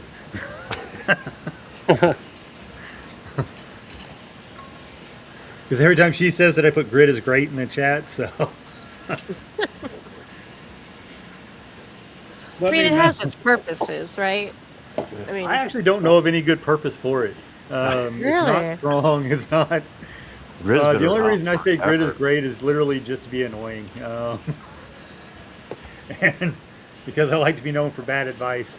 There really isn't a redeeming quality engineering wise for grid infill. It just doesn't always cause a problem. Well, isn't grid infill like the grandfather of all infills? Yes, I think it really is the original, but Yeah. it's engineering wise, there's no redeeming quality for it. On a small print, it won't be an issue, but when we start getting bigger and bigger prints like that, where you got long runs of it, it'll warp up. And again, I can't believe I'm saying that, but because normally I like to be a troll. But yeah, it's the Z-Hop will fix that, but he is right. But kind of, if they did away with grid, we'd have less print failures. So, But it's like and it's the default reliable. infill. I thought it was Yeah, when good for flat when I things, like things that are When I printed first flat. started printing, Right. If you're really flat and you're not that tall, where you don't have enough time for it to warp up, it's fine. And that's where fine is one thing, but there's really no redeeming quality for it. You could use gyroid or something else, and everything grid you can use grid for. So, yeah, I'm slipping retro. That's why I'm surprised Liz wasn't here to clip that and use it all the time. Because I do try to stick to the bad advice and don't follow my advice, but last couple of days I've been slipping on that. yeah, I haven't had a layer shift in I don't know a couple of years at least. It used to be a common thing for me way back in the Corelli days. It seems like they don't do as much Z-hopping when I watch the printers, probably for speed reasons. But I'm not seeing the Z-hop like I used to on the slower printers. And that may be part of the issue that we're running into. Yes, everybody that follows me on my channel, I am sorry for giving good advice. I'll try not to let it happen again. Is Paul frozen? Paul. Yeah, he's frozen. You don't know where that came from, do you? What the show Paul was on a couple days ago? Oh, actually, when he was on with Dave Gatton or somebody a couple days ago, I done a screenshot, and I told him he's going to be on my live stream Saturday, whether he likes it or not. That's a screenshot on my computer. I gotcha. And then I just messaged him on Facebook, and I said, "Hey, I told him you're on my stream right now. You should pop in chat." That's pretty good, Jerry. So you're saying Z-hop is they slant it up, so they just go up at an angle? That would definitely be causing this, if that's what they've changed it to. And that could be why I haven't noticed it as far as a run. But watching the printers, it doesn't seem like... Used to, you'd see the bed drop a little bit, then the printer head run a little around for a Z-hop. But now I'm not seeing that. But that would explain why we're seeing grid infill crash. Every time I've seen it, it's because the grid infill warped up a little bit, and well, it doesn't take much to grab that nozzle. And then your belt slips. The printers don't have encoders, so we end up with a layer shift. Yeah, and in the third week of next month, I can go buy more expensive gas for my truck, since I can't drive for 2 months. So I'm counting down the days I can get back my truck and start it. I have it on a trickle charger so the battery don't go dead just sitting there. So you're saving up to pay for the gas bill at the gas Yeah. Hopefully Things are expensive right now. I drive a 3/4 ton diesel truck. I can't afford to drive anywhere anymore. That one right there. Yeah, I used to have a 99 F350 a long time ago, and yeah, a lot of diesel, a lot of fuel. Yep. No! Come on, stop! Sandy's not barking. Go outside. Go Oh, my back mic. for a second. Okay. You know, Luckily, just- my drive to work is very short, so Here's Sandy. Because I'm I just actually really live above my sorry. workplace.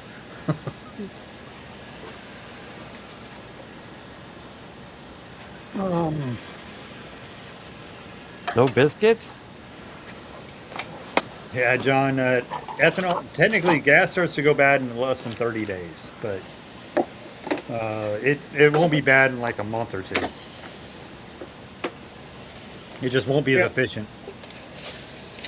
Yeah, my wife's car sat for like a year, and I hadn't driven it, and I was getting ready to sell it, and it wasn't running very well. And then I put a whole bunch of fuel injector cleaner in it, and I put way too much fuel injector cleaner in it. And then I was driving it, and I decided I didn't want to run, and yeah, I had to drain the tank. No. Yeah, I you know- don't want I to let knew- it sit for a year, but Yeah, I knew better. Yeah, it was a backup car. Everybody weren't driving, I'd disconnect the battery on it. It was just a backup. that's basically where I am as far as walking to work. We put an apartment on the second story of our building, and I jump down the stairs and I'm at work. So, but when I'm driving, I'm typically pulling a trailer, so the 3/4 ton's a better option. Uh-huh. I drive a 2001 Chevy Silverado, and I got overload springs on it, 1-ton overload springs. I used to have a big heavy trailer I pulled the front all the time. Yeah, people don't realize that the larger trucks have better brakes, and even if you're not pulling as heavy of a load, sometimes it benefits you to have the larger truck for stopping ability. Well, you got electric brakes on the trailer, hopefully. You do, but you still want the truck to stop. There's a certain point where the larger trucks actually will stop faster than the smaller trucks. And if you're in that window, you're better off with the bigger truck. That's a lot of what the upgrades are when you get larger and larger vehicles. Yes, more truck is better. I know what we can do right now.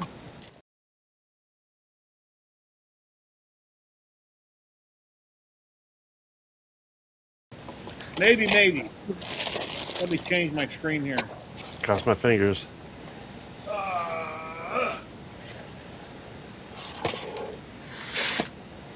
And I got some coins here. And hopefully they don't jam today. Put one in.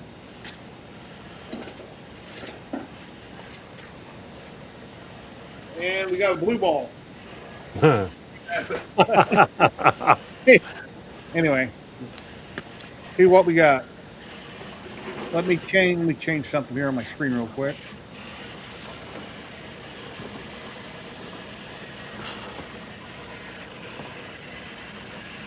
Wah.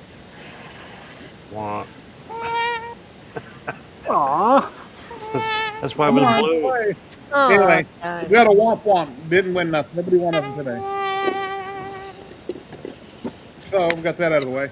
And we'll be doing a Ziltech drawing here briefly in a minute.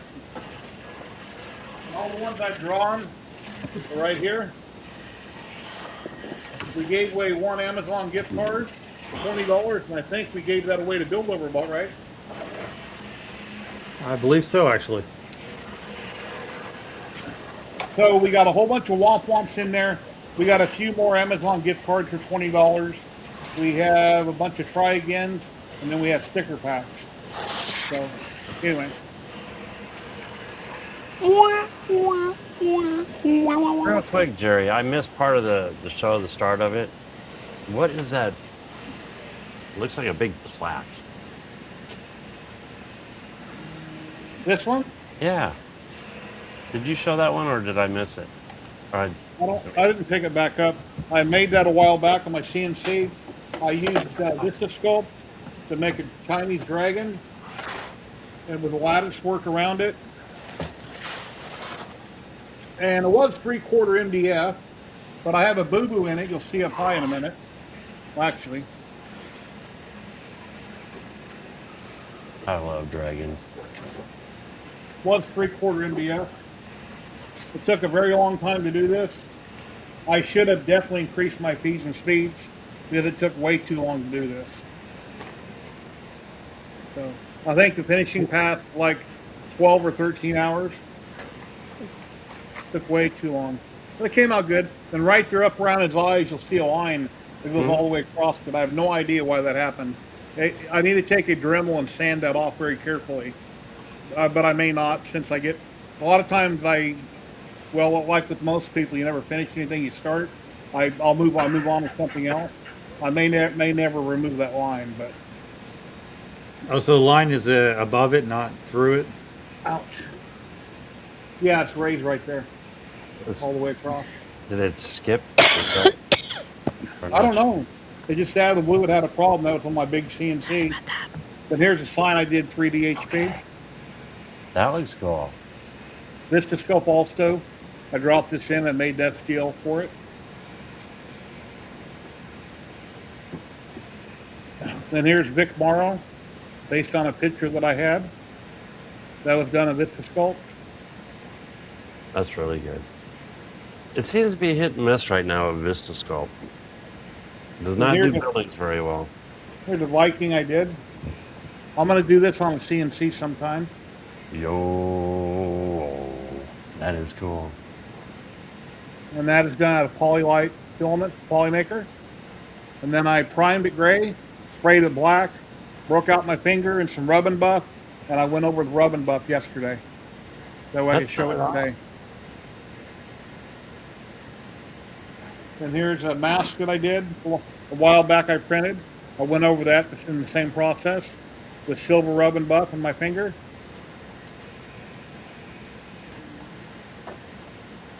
And here's a Day of the Dead evil mask with the sculpt created. Gray primer, black spray paint, finger, gold rub and buff. That really pops, that gold. And if people are wanting, and here's rub and buff. We get a close up so you can see it. Rub and buff. Vistascope's one of the AI systems, isn't it? Yeah. So basically, I have a feeling what we're finding on that, and I know it's going to be insulting to some people, but I believe if it's got a model that's close enough out there that somebody else has published, it can use that model to create what you're looking at. That's where you're seeing failures versus non-failures.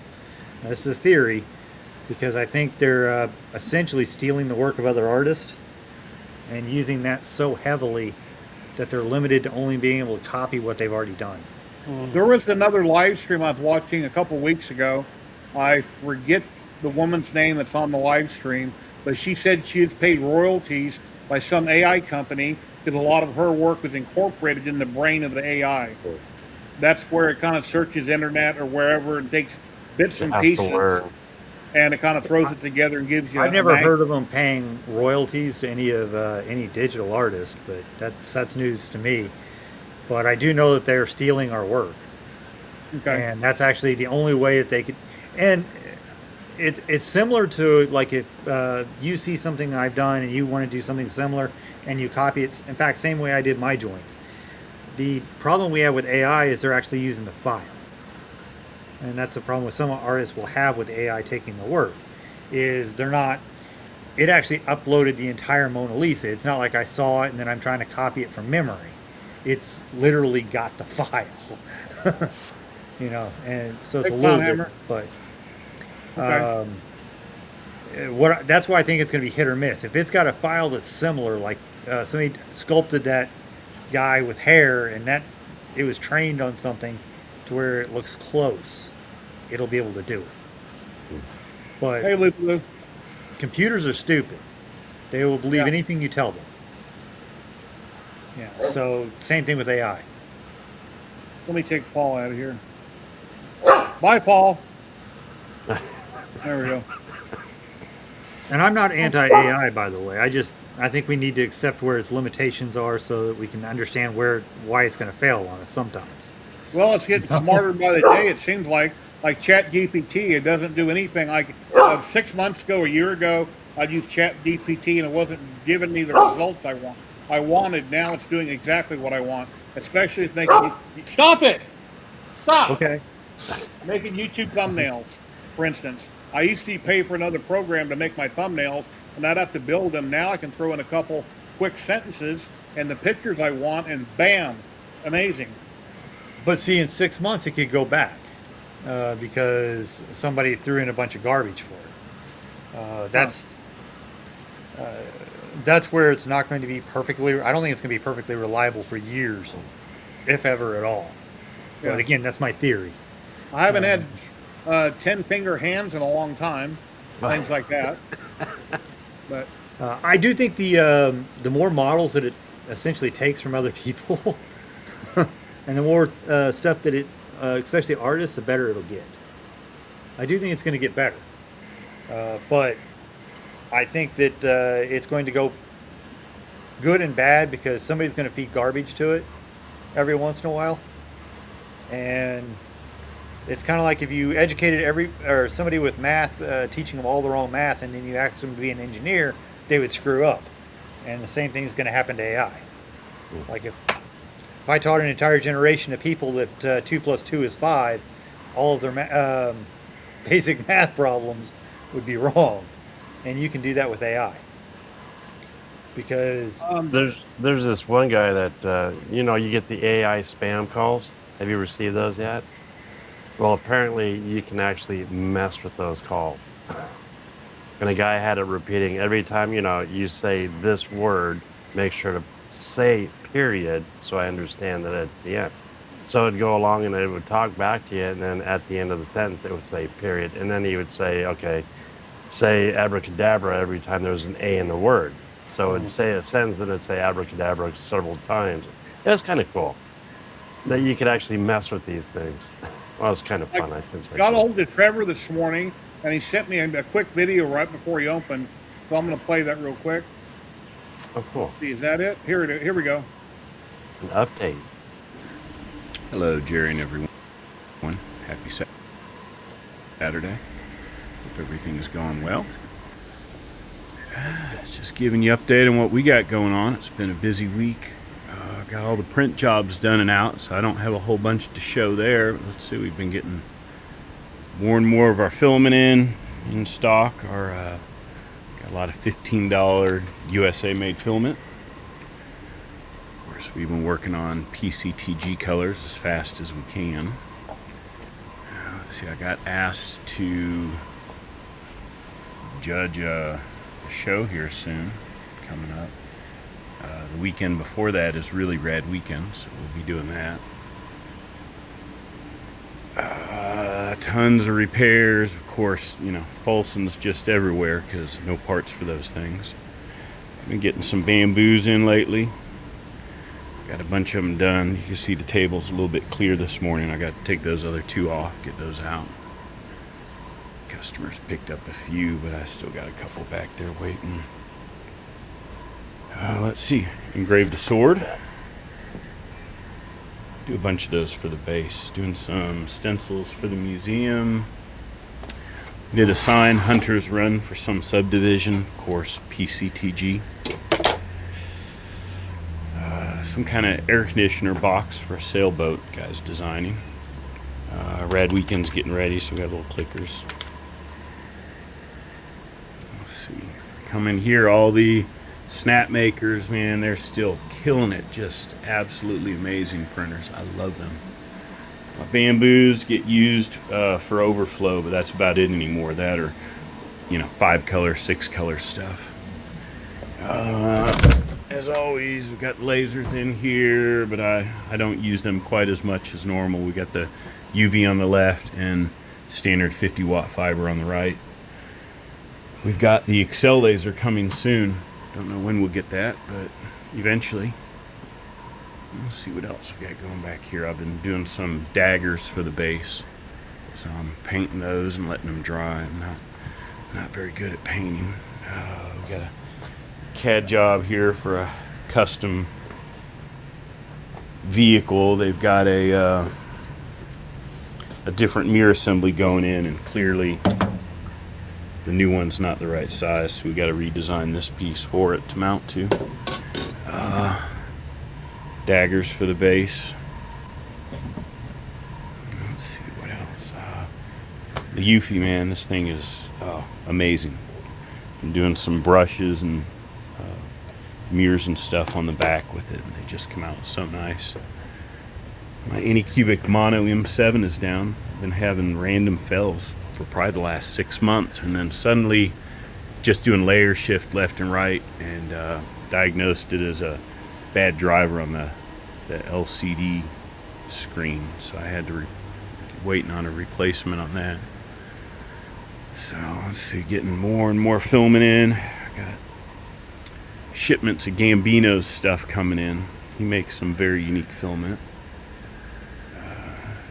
Just trying to get it all put away. We got a couple more shipments of Xyltech in to refill. I keep walls of Xyltech. That stuff seals very well.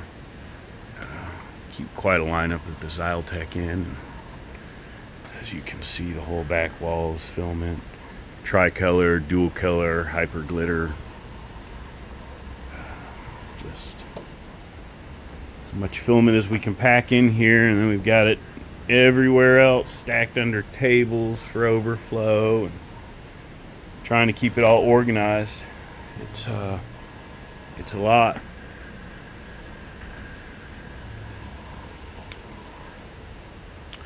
Kind of slacked on printing stuff as far as for normal sales lately. Ricky stays pretty busy this time of year, and the store does too. But as you can see, we still got filament and dry boxes just stuffed under every table. Build plates in all the drawer systems. Just some random like Zoo 3D stuff and a couple of our Patreons. And that's it, Jerry. Have a great week. I hope you're feeling better and recovering as fast as possible. I'll try to jump online and say hi, but again, I've been on my own for last few Saturdays, so it's a little challenging. Talk to y'all later. Awesome. And we have Kenny Sims popping in. Hey, Kenny. What's up? Hanging out at the beach, man. Riding some waves.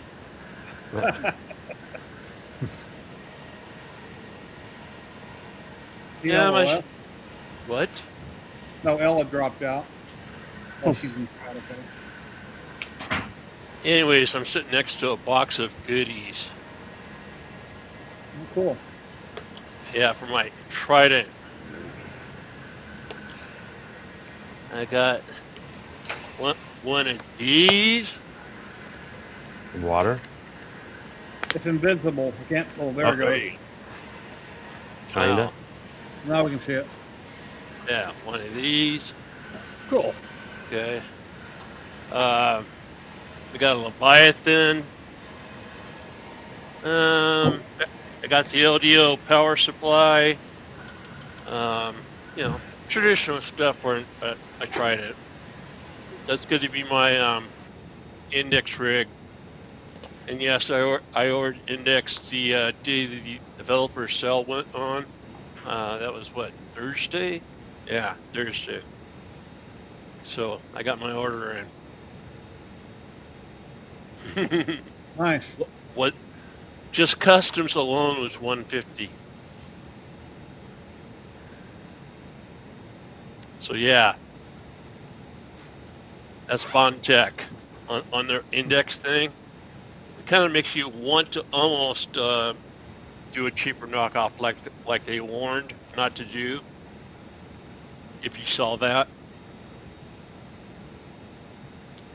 Anyways. There'll be cheaper knockoffs pretty soon, but yeah.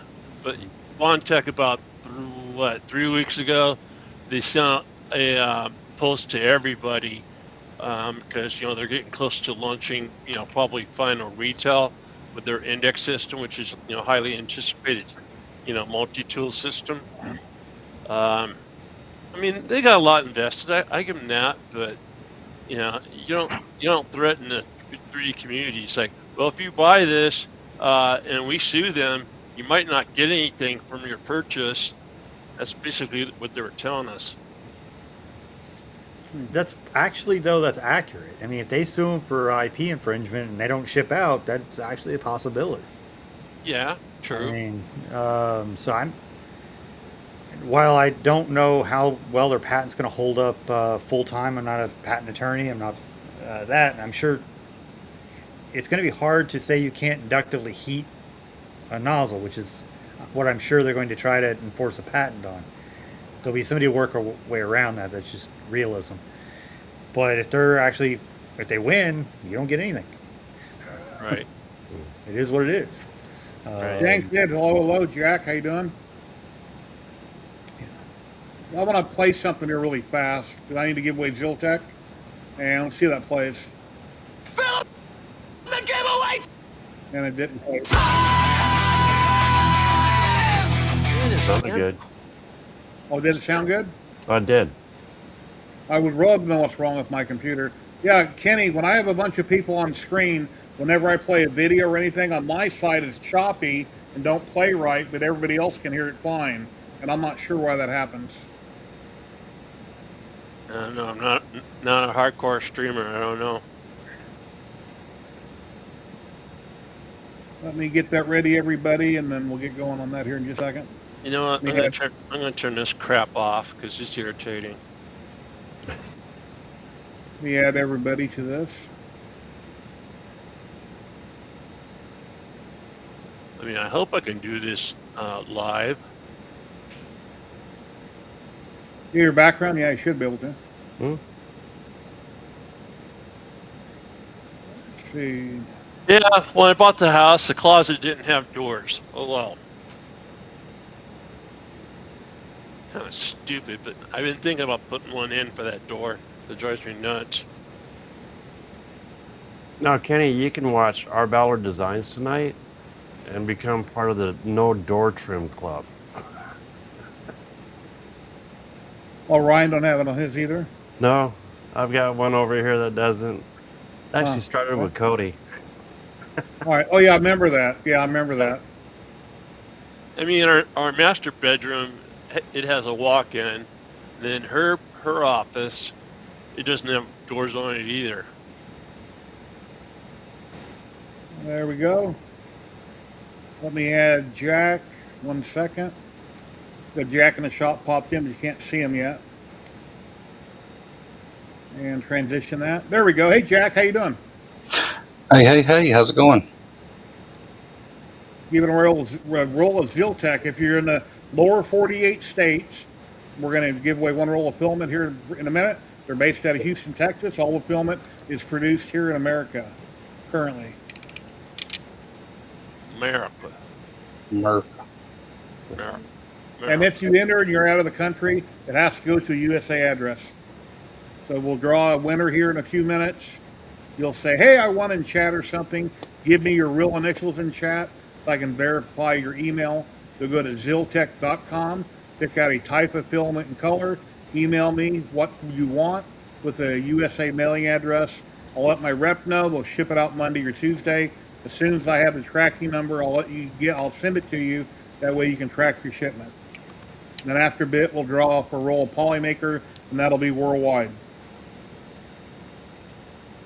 Hashtag Ziltech, Bob. Not spelled like this. You've done an @ symbol. That's okay. I really don't need to win. Well, it's fun winning. Well, you can always use extra filament. You know what is the strangest color in ASA that is harder than hell to find? What do you think that color would be in ASA? Purple. Gold. No. Good gold's hard to find on any filament. Yeah, I am. Yeah, because a couple of weeks ago, Jeremy on Lee Marie channel, with all the machines he has in his background on his show, he was telling that ABS is, of course, most of his machines that it fades over time. So I was, with this Trident, I got so much into it that I wanted to go ASA, and yeah, it's not out there. I've looked. Yeah, I don't have any gold right now. I wanted to print a FIFA trophy, and I didn't have any gold, so I didn't print one. So for the time being, I got ABS. But then again, I think he's had his machine for probably about 5 to 7 years.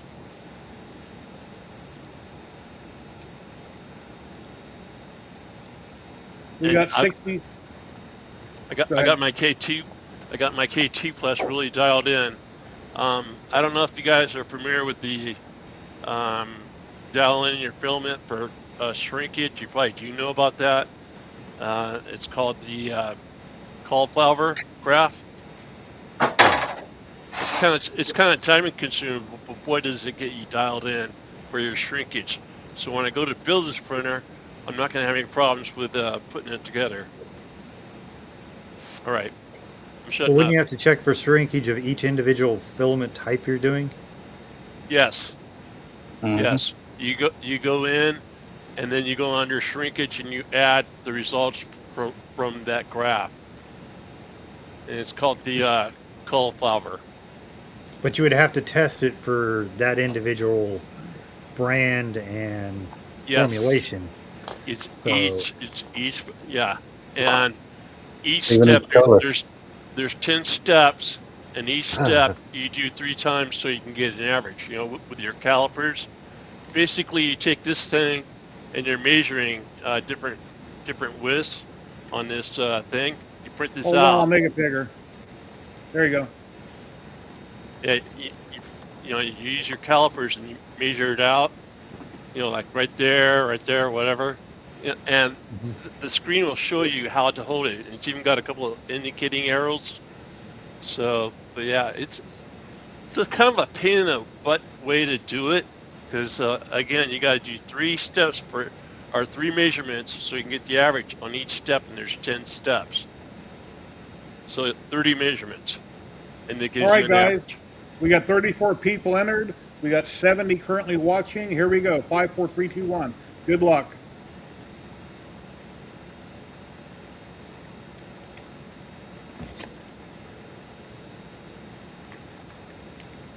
Winner, winner, chicken fried steak dinner.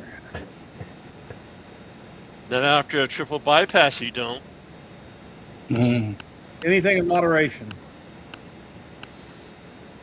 Gimme! Congratulations. Please say something in chat. Let me know your real initials.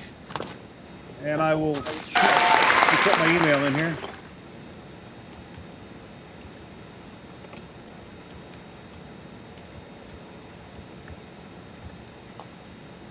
Here's my email. Let me know your real initials. Let me find you in chat. Hate the lighting in here. Okay, I'm going to step out so I can do some work here as well, but I'll be just listening in the background. Awesome. Well, thank you for coming on. You have a great weekend.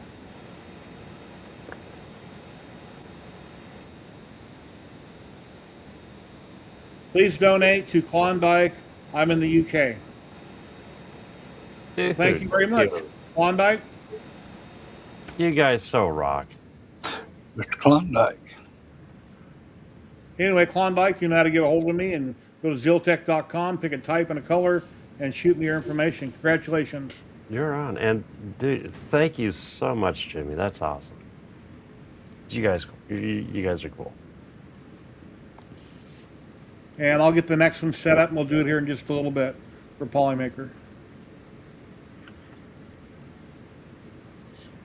You might want to take a peek at your AI-generated Ziltech.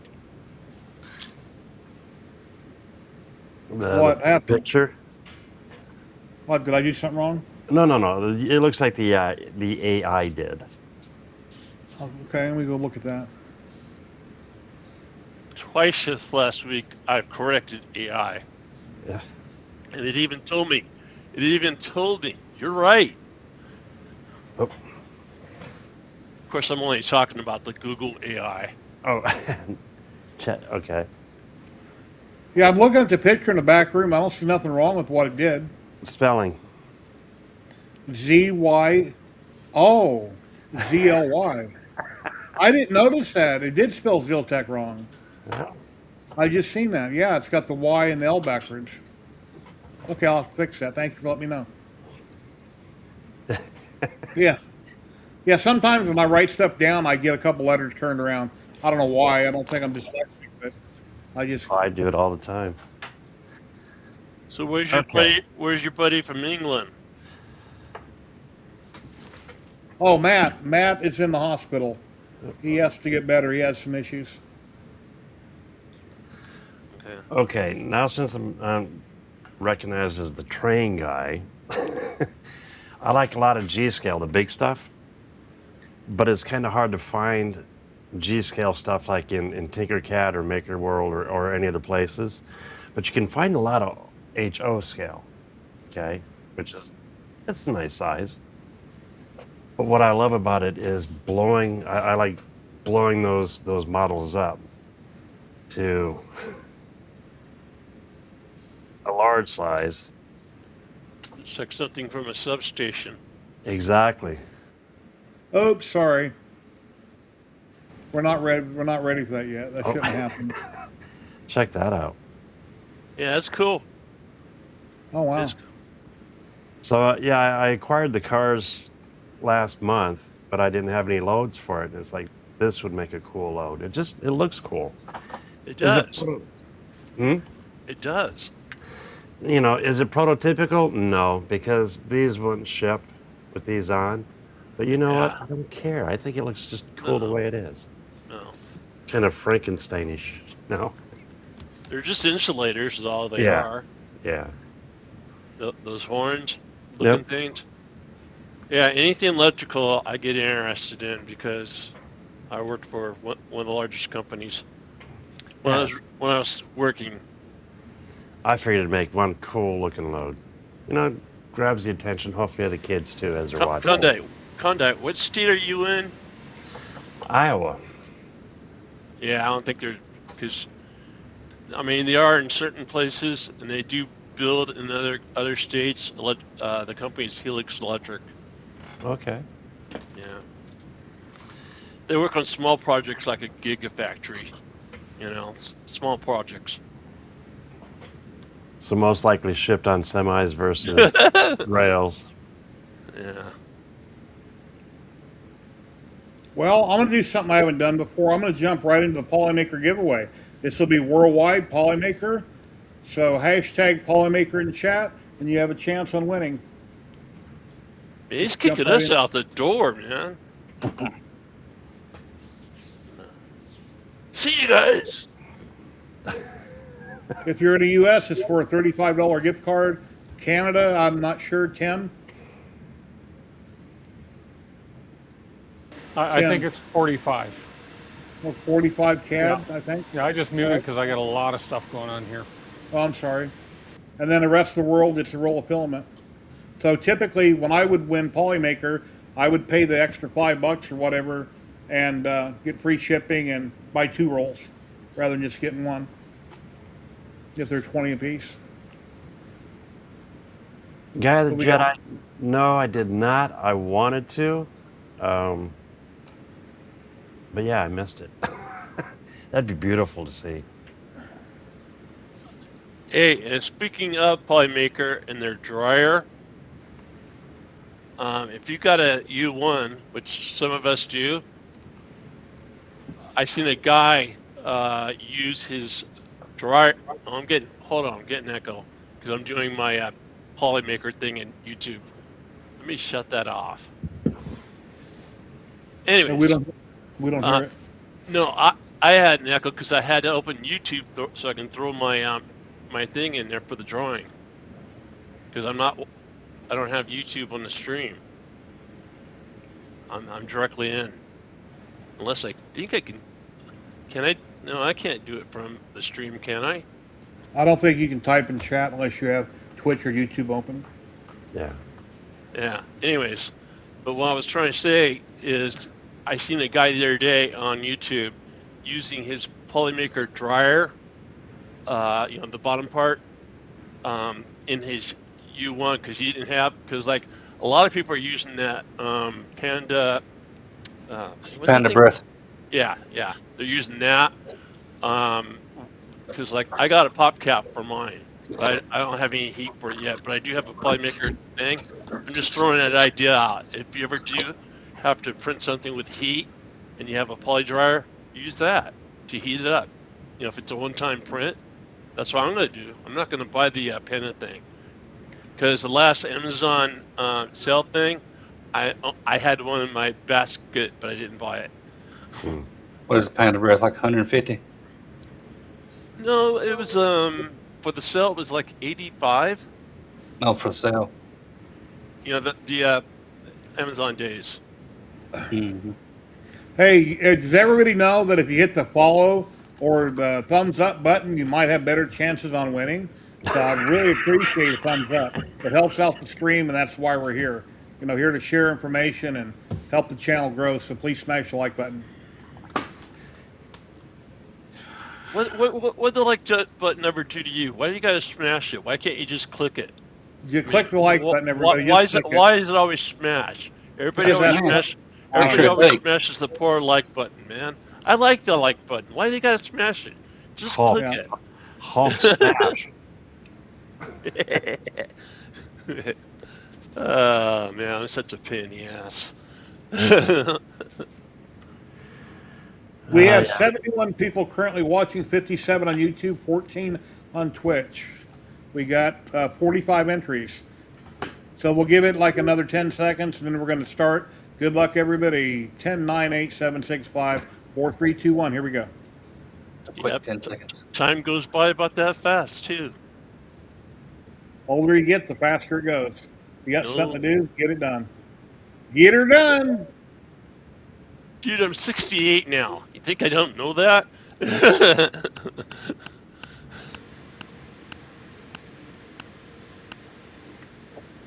Mr. Diesel! Congratulations. You better go bet on the lottery, Mr. Diesel. You win an awful lot here.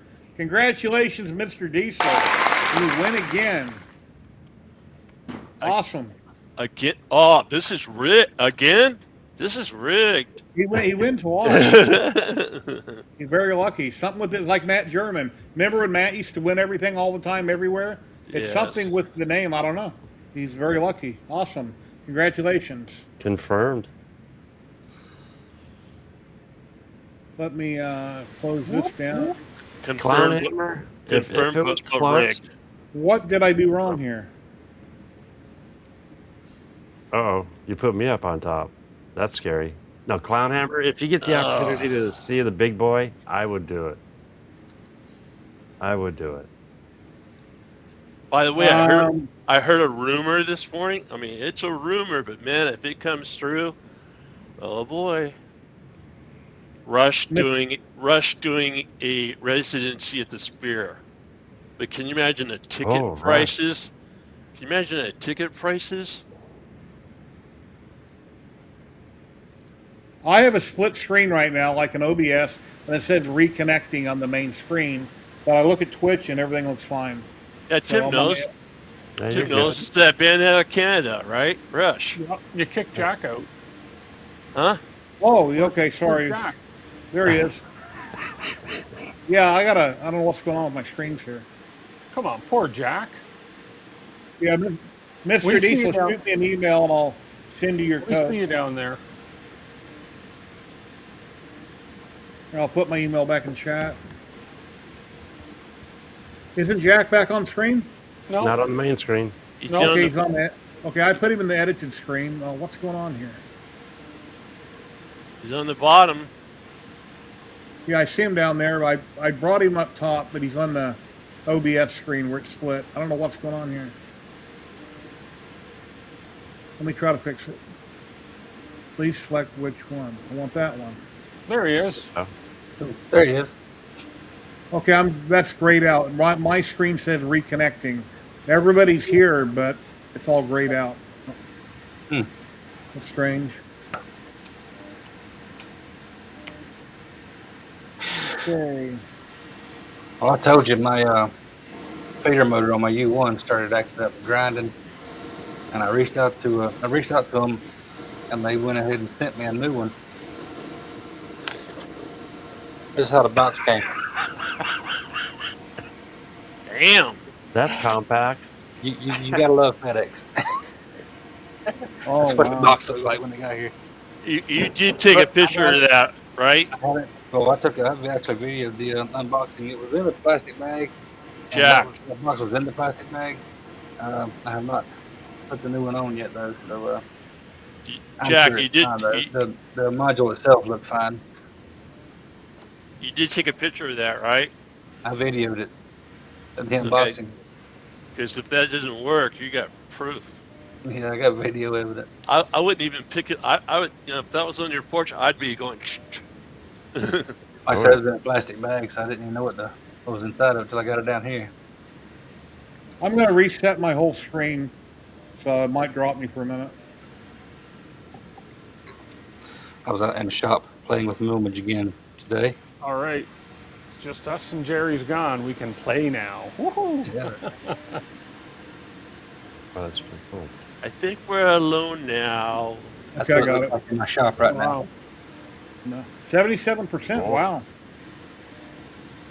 90.5 degrees. It is miserable out there. Oh, I bet your filament's loving it. I bought a heater from Walmart a couple years ago for a project, and I was going to film it and for my YouTube video. And it came in a Walmart box, and they didn't even put it in the second box. It came in the original box with stickers all over it, and it was crushed. The whole box was destroyed really bad. The heater inside of it wasn't torn, but the box was. I called up Walmart, complained about it left and right to AI. It let me talk to a real person. I explained it to them. They sent me a new one and let me keep the old one, and there's nothing wrong with it. And I explained it to her. It's just a box, and I was going to use a video, but I got a credit, got to keep it, and they sent a new one, so it worked out. Oh, cool. Yeah, United or the mail system. My Z motors for the Trident, that was KB3D, and that was US, the US mail. Okay, they screwed up, so now they had to reship it. So yeah, the shipping systems lately, man, they're dropping the ball right and left. By the way, is anybody having problems with Amazon orders? Like they get canceled or they get delayed tremendously? Once in a blue moon. Mine usually get pushed back to late at night. I think they're coming early, and I'm waiting, and in time it keeps getting kicked back. Sometimes it comes in next day, but I haven't had anything canceled. I mean, I know they have a history of turnaround with their workforce, and because the way they, his philosophy, I'm talking about Jeff, his philosophy is they get lazy after they're there a certain amount of time. Yeah, what was you doing over there? Nothing. I wasn't eating filament. I mean, that's what I heard, man, about Jeff. What Jerry, kind of take me off. Hey, Kenny, that truck you built from 3dsets.com? Yep. For the car, about what did it cost you for the kit for the electronics?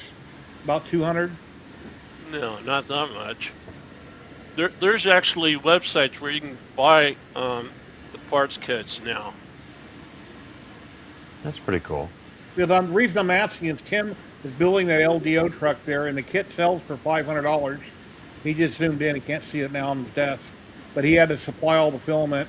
And then he said you have to supply the filament, buy the files, and then the kit, which they sent him, obviously, to review, is a $500 kit.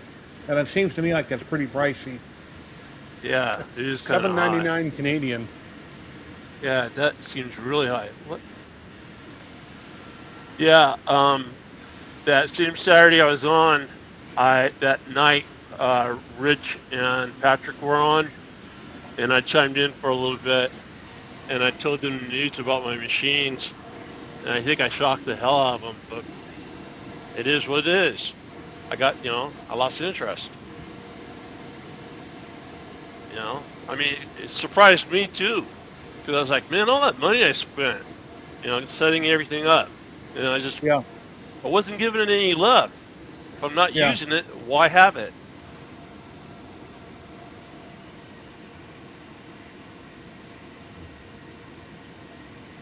My printers I use. Yeah, I watched Taylor's build a little bit on that. Tim was watching a couple days ago, and he was working on it. Tim was in chat. Over $1,000.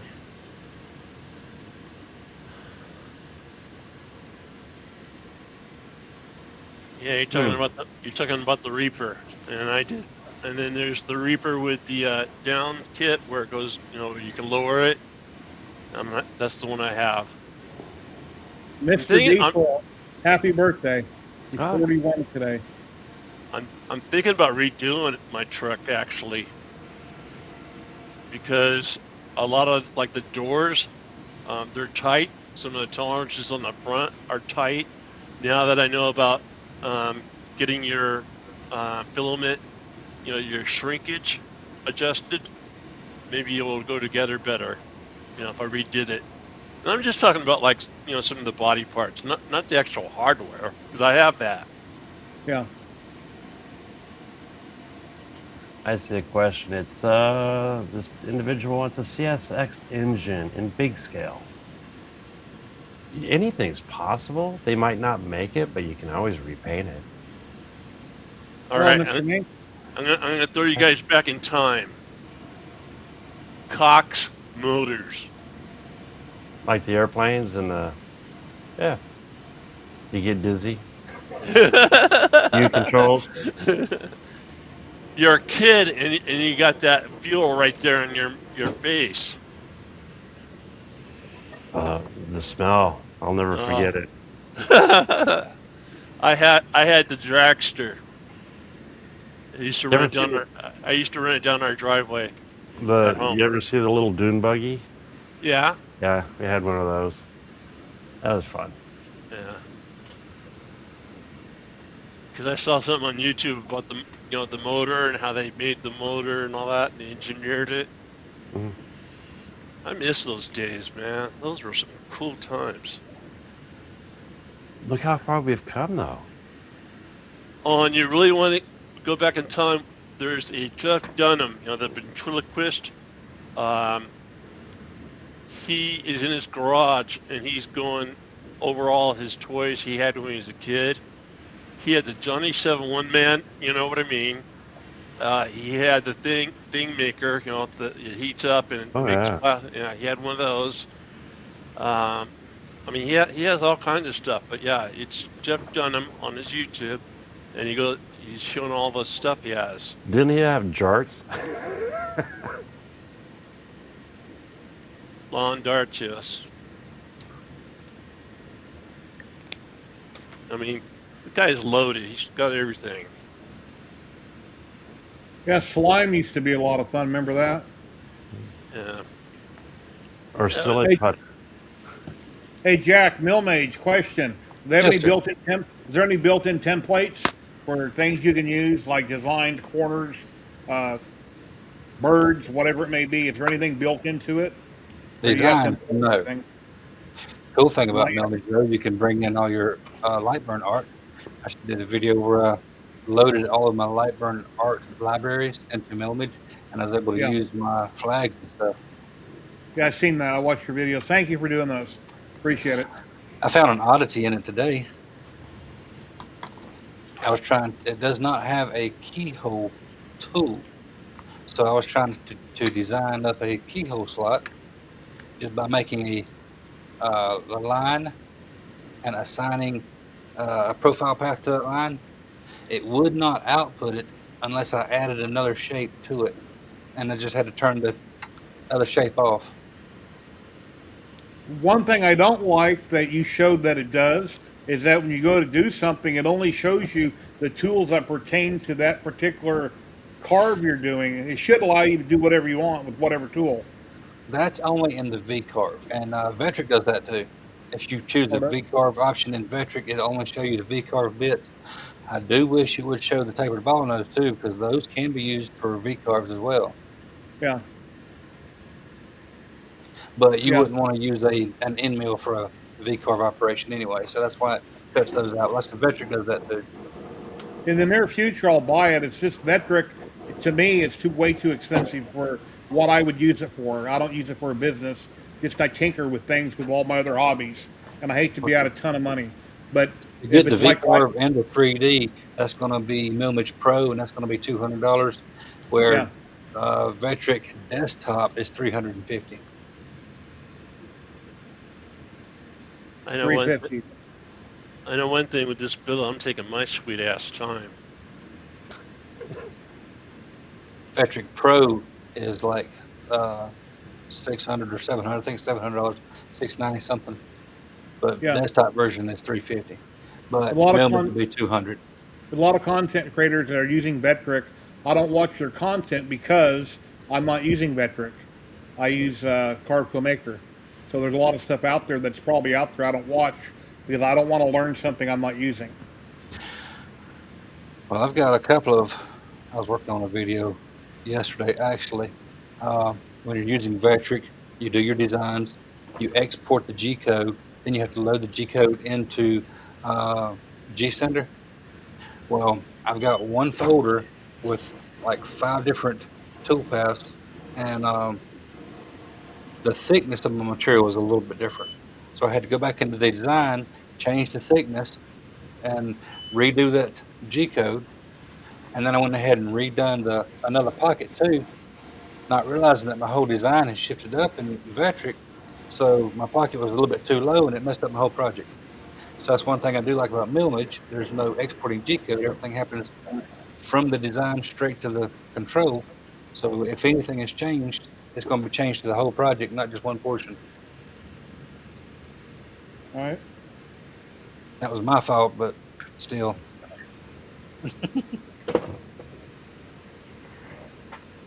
Oh, where to put it?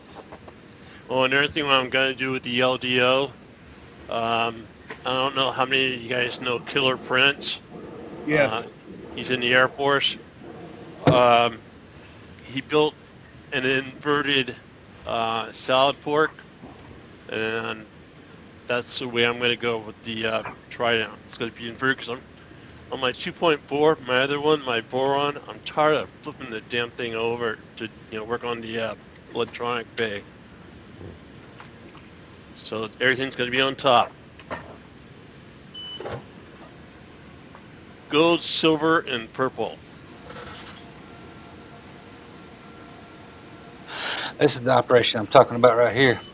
This is a single line. Well, in order to make a keyhole slot, you just want your bit to go down, come across, come back, and come up. So Yeah. in order to do that, I just make 2 lines.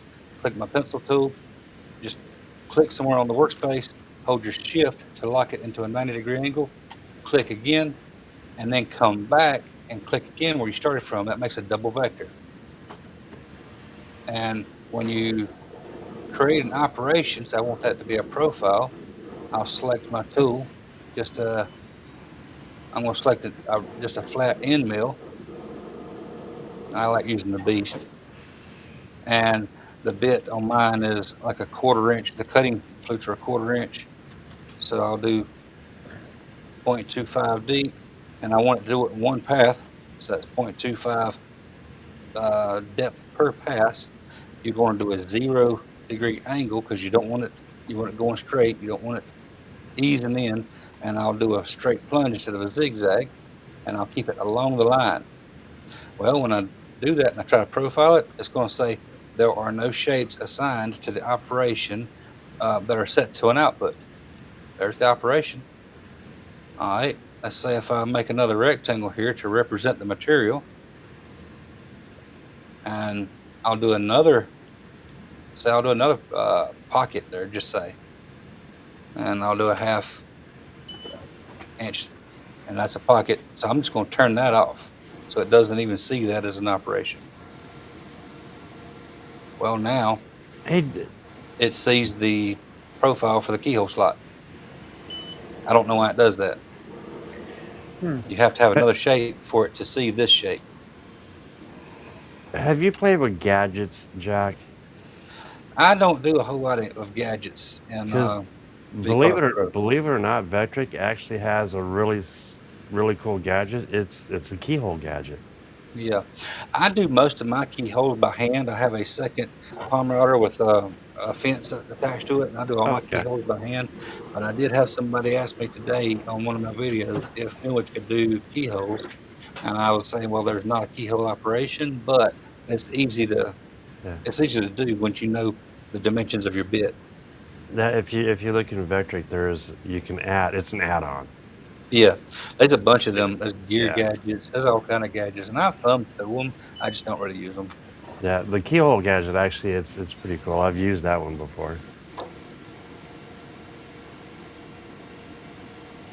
So that's what I was working on in the shop when it was blame 90 degrees and couldn't hardly breathe out there. This proves though there's many ways to skin a cat. Hey. Always going with one way to skin a cat. Hey. Mini split. Get a mini split. I'm gonna put one in my garage before next summer. Oh, I need one. I'm just gonna move my CNC into the living room. They're easy to put in. Yeah. I don't know how my wife would feel about that. I mean, you got to have a hole saw for your lines and stuff, but they're easy. So I got a project coming up. I'm thinking about doing it Wednesday. I'm going to add. This is cool. Okay. Now on some of my trains I run Rail Pro, or like this guy. We're gonna actually be taking this apart Wednesday, and right now it runs off of track power, but I'm gonna be adding battery. And usually on G scale, it's not that or it's not cheap, I guess. Rail Pro is like $200.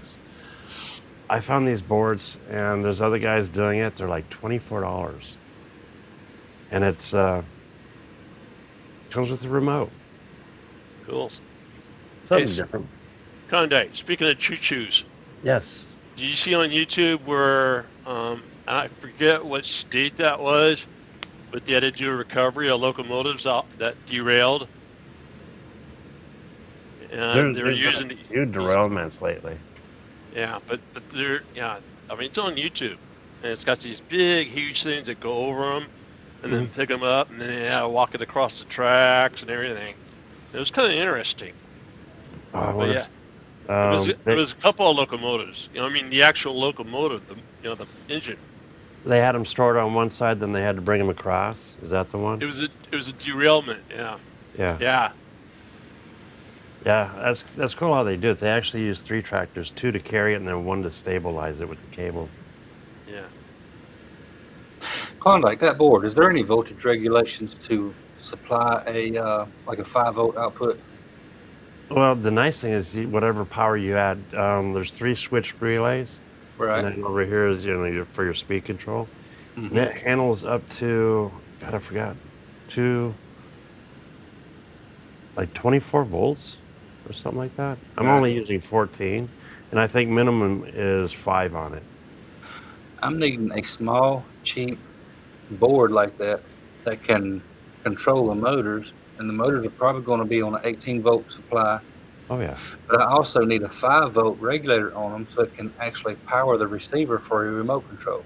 Oh, this does not have a regulator on it, because you're taking all power in and switching it over. Does that make sense? Yeah, I know the controllers I use for my remote control lawnmowers, they have the regulator so it can provide 5 volts for the receiver. Yeah. But that's $70, and this guy ain't wanting to put that much money into a... I don't, honestly, it does have an output for a light. I don't know what the voltage is on it. But I'm assuming it might be 5 volts. Could be 3.5. I don't know what the amperage would be. It'd be low amperage. Yeah, it don't take much to power that receiver. Yeah, you could probably do it off of this line. That would work. Yeah, I'd have to look at the drawing. Any of you laser guys out there? Oh, wow. Do you guys ever laser on this material? Is that stainless? What is that? No, it's like a plastic. Oh, I see. You laser the top layer off, and you get to your color. I got right? a lot of that. So dual color. Yeah, no. Do you do a diode laser on this, or do you use what do you use for lasering that? Mostly my CO2 from yeah, okay. Like that. Yeah, I've been using it on the diode. It works pretty good. I did this a while back. Yeah. That looks good. Did this little guy a while back on it. And but I find the funny thing I find is that it gets a lot of not burn, but it gets a lot of soot around the edge of it, and I have to actually scrub it with a damp cloth to get all that soot off. And I'm wondering if that's normal or if that's just something I'm doing wrong with this. Where's your It's air gotta get assist cooler. setting? Air assist is on full for it, so. Because when you're doing plastics and stuff like that, or paint or anything, you got to make sure you keep an eye on your lenses too, because it cakes up in lenses fast. Oh, okay. Okay, I'll have to keep an eye on that after. I got to make a couple signs. That's why. Okay. It's cool stuff, but it's tricky to burn. Okay. I got a couple of sample packs, got all kind of different colors of that stuff in there. Yeah, it's pretty fun stuff. But Jerry, I'm going to take off for now. Maria just got back. I want to go up and see how the search went, and I'm going to get some prepping done for tomorrow's stream. I got a lot of stuff to do tomorrow. Alrighty. Well, I'll be in chat tomorrow with my friend, and have a great night, have a great weekend, and we'll see you next time. Thank you, and I'll talk to everybody next time. Take care, take care, all you guys. But see you tomorrow. See you later. See you later. I'll be on tomorrow. See you later. A. See you later. A. Bye for now. How do I get out of here? Upper right. Top right corner. There you go. Hey. Yeah, I got a bunch of that stuff from JPP, Johnson Plastics Plus. So there's a maker in chat, JPP. There's a link that you'd like to drop in. Gotta keep it separated. Well, that's great, Mr. Diesel. You in the UK, you're on getting 3 rolls of Pet G with that code I sent you. Cool. It's awesome. And once again, happy birthday. I wish I was still 41. Right. So many things I do. JPP just push print. Yes. You young whippersnappers don't know shit today. Yeah. God. I still sometimes look back and I'm like, what the hell happened? Time flies. It goes quick. If you're young and there's things you want to do, go do it. Because time will go by, and one of these days you're going to say, wow, I should have done this and I should have done that. You only live once, man. Yeah. Well, Go ahead. I was gonna say, Jerry, there's a place, I don't know if they still do it. Does Circus still have AJ Hackett bungee jump? Across the street. I think that was way I don't think years so. ago. I've jumped off their tower a couple times. That's why I asked. It's like, you should try that, Jerry. You can jump the stratosphere. Oh, really? Yes. Yeah, you walk off the edge and you go straight down to the roof at the very bottom. It's crazy. That I do. Yeah. But, yeah. No thanks. My fat ass, snap! See, when I did it, they didn't have, like, now, some places put the bags underneath, or you have a pool. Apparently, AJ had a pool underneath theirs after I jumped. Hey. For me, it was just asphalt. Well, from the stratosphere down, a pool would not save you. Oh, yeah. Neither would the bungee from Circus. Yeah. But it was fun. I went skydiving twice in the 80s. I'm afraid of heights. That's why I went skydiving, but I don't want a bungee jump. Even then, I didn't want a bungee jump. I think that's why I did the bungee jumping, because I'm skittish. Like, go to the Grand Canyon. No, you see a lot of guys who will walk right up to the edge. No, thank you. In the Army, I had to rappel a tower, a rappelling tower in Alabama. I didn't like it. See, that I can do. We were up probably, that tower, God, it had to be 100 feet. Oh, yeah. That thing was huge. But once you lean back and you realize the rope's going to hold you, don't it get better? A little bit, but, Yeah. Just leaning back to the point of that's going to be really scary, yeah. See, but then again, Zion or Grand Canyon. Yeah. Wait, not Zion. Yosemite, Half Dome. I've done that. I've gone to some of these casinos and had roof access because of my job, communications back in the 80s. And I looked off the edge of the roof. But holding on for dear life or climbing, Now, see, rappelling, I used to go backwards. I go face, That was back. Yeah, you're in a Swiss chair and you go on rappel. And yes, there's yeah, somebody. but the rope's usually in front of you and you're hooked up front. I'm talking about being hooked in back and walking down face first. Down the wall. Oh, face no. Yeah. Well, and then that day, I can still remember. I mean, this was back in the 80s, I can still remember this little mouthy bitch, Come on, Sims, you can do it.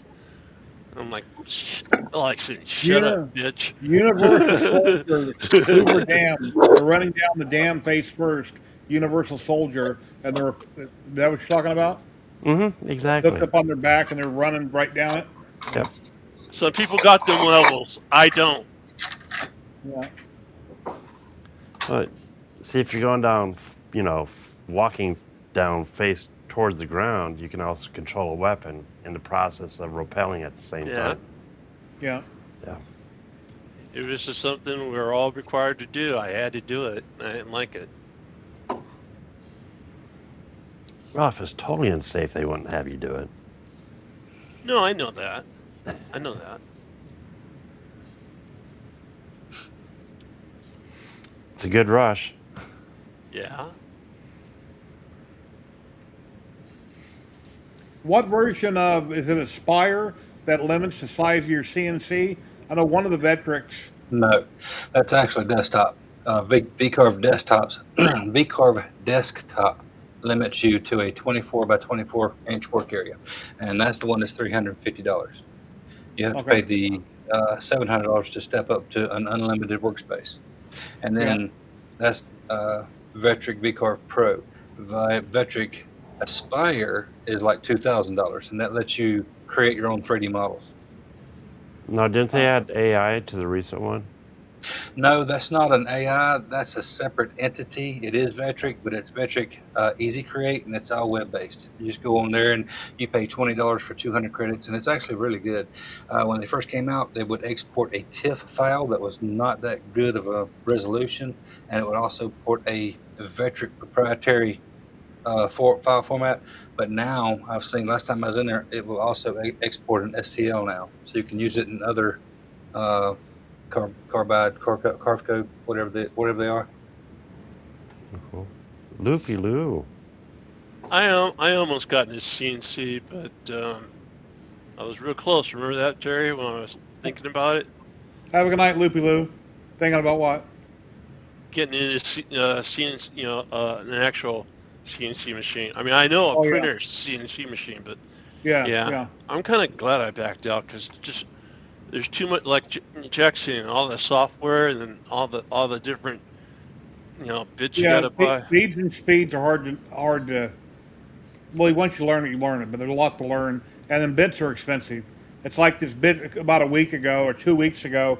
I was bringing my Z down to home my Z. Oh no! On my project, and I had it set too high, or the numbers were too high, and I ran it straight into the bed fairly hard. And I was about 30 feet away. I couldn't see it clearly. Of course, it kind of freaked me out because it's a $60 bit. So I went over and I unlocked it with my wrenches, got the Makita the generic Makita out of the way, and I had it screwed out of the bed. Luckily, I didn't damage it. It went straight down the MDF. I didn't hurt nothing. But if I would have moved it, I would have snapped it. But yeah, things like that. Bits here are expensive. Oh yeah, I've done it. I've buried a whole. Yeah, I've buried it in on a. Well, same thing like when I do this frame, because purple right now, you cannot, frames, you cannot find purple frames. I must have got the last one out of Canada for this boron trident, and so I'm going to have to tap all the ends after I cut them shorter so I can convert it to the actual model I want to make, because there's trident and then there's different sizes. This is a 350 by 250Z frame. In order to get a 300Z out of it. I got to build a 300 cube. So I got to convert the sprayman. What I'm talking about is on a miter saw, I got to cut the 2020 down, and then I have to tap the end. And they say if you bend that thing just a little bit to tap, you'll break it. So I'm gonna be damn careful when I do that. I like that one. I'm gonna have to make that, put it on my desk. That was good. Yeah, here's one of this sculpt did, and I believe this is the one that didn't do a very good job with it. So then I went to Maker Lab. I've seen a video online. Here's another good one here. You're extruding. Let's see, where's the one I wanted to see? Let's see, statue. I think it's this one. Yeah. Okay, here's Maker Lab. Maker Lab, I took that picture and it done an awesome job all the way around. But then when I printed it, I had the layer shift problem. I've had good luck with Maker Lab. Sculpt okay. I've been using it a good bit. It's been doing pretty good. Easy Create's good for flat models, of course. And there's another Chinese-based one that I use. But then I used rectangular infill, and then I had a layer shift. Oops. A big one, too. Well, it's almost a roll of filament.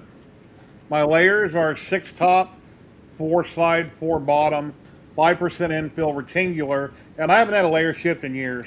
And Bob, that was on earlier, Build Over thought it was because I used rectangular infill is why I had a layer shift. The nozzle caught some of the grid and it took off on me. But I mean, the head came out great, but the rest of it's garbage. And it's a shame to have wasted the whole roll of filament on that. But I'm going to reprint it, and I'll just use a different gyroid or something. But yeah, it came out good. Maker Lab done an awesome job, where VistaSculpt didn't look very good at all. So VistaSculpt is good for pictures. It's not good for things like this. It doesn't do buildings very well. And every different softwares have different things, good and bad, about everything. Very true. So I haven't found any one software that's all around perfect at everything. But when I done this sign here in VistaSculpt, that came out awesome. I said Day of the Dead Evil Mask, and that's what it gave me. Then I was done a Polylight Polymaker PLA. I primed it gray, painted it black, and then broke out my finger and rub and buff and went over it with gold and rub and buff. Then I got a Viking picture I did. I wanted the mandala, I think that's how you pronounce it, and what they gave me had a bunch of flowers on it, didn't really like it, so I threw in the word Viking in there, and then here's what it gave me. And I'm going to probably do this on my CNC. I think that would look good on my CNC to make that much larger. I'll probably do it on MDF, but I'm not sure how I'll finish it when I get it done. But and then I have a mask here I did a while back that I went ahead and I went over with silver rub and buff. See, it used to be orange. I showed this a couple months ago. So I primed it, painted it black, then went over with silver. Same way, just used my finger and I hit all the highlights. And I haven't showed anything in a long time, so I figured this last week I'm slowly getting better sitting around the house doing absolutely nothing, and I'm tired of watching TV, so I started printing some stuff. So that came out real good. Oh, cool. That was also done with VistaSculpt. Oh, really? Now, is that just off of a photo, or? No, I just told the AI feature, the top right corner, you click it, and an AI pops up or load picture. And ladies and gentlemen, we got the one and only Kilroy. Woo! Woo! Ow, I gotta turn this sound off, guys. Sorry. All right. Oh my God. And let me find where I was at. There we are. How you guys doing? Live long and prosper, guys. I'm sure glad that there's mechanics out there that know how to work on things. They don't run to shops every time something's wrong. Props to you for working on your car. Thank you. Thank you. I appreciate that. I've been working on cars since I was like 16 years old. I mean, deep down in the engine, literally. My first. Did you ever pull an engine using a tree? No, I always had an A-frame. Always had an A-frame. I have though Absolutely. used my A-frame garage mechanic. beams right there. In fact, there's a come along right above me that's holding up a man. That better not go. It's holding up a 3-wheel bicycle, but. I did that at my brother's place. Oh, he was upset. Pulled an engine out of a Honda Civic Well, you using the can. beam. All right. Oh, yeah. Oh yeah. Use it. Well, this Using beam the is. It's got, it's like that. I mean, it's not purling. It's actual pipe tubing. And it's in the form of what's this called, a rafter? Is that right? Mhm. Or a Yeah. gusset? Anyway, it's in that form right there with a piece of pipe here and here. So it's a big mechanically structured beam in a sense. It's not just a pipe. So Conde, I need to answer a question. Yes. I have taken a dent or fender because my brother-in-law got in an accident because he was drinking too much on the 95, and with the come along in a tree, So I've done body work. I've done body work with a tree. Oh, strengthening, huh? I mean, straightening. Yeah. So I wonder if that's where the term shade tree mechanic came from. I bet you it is. I bet you it is.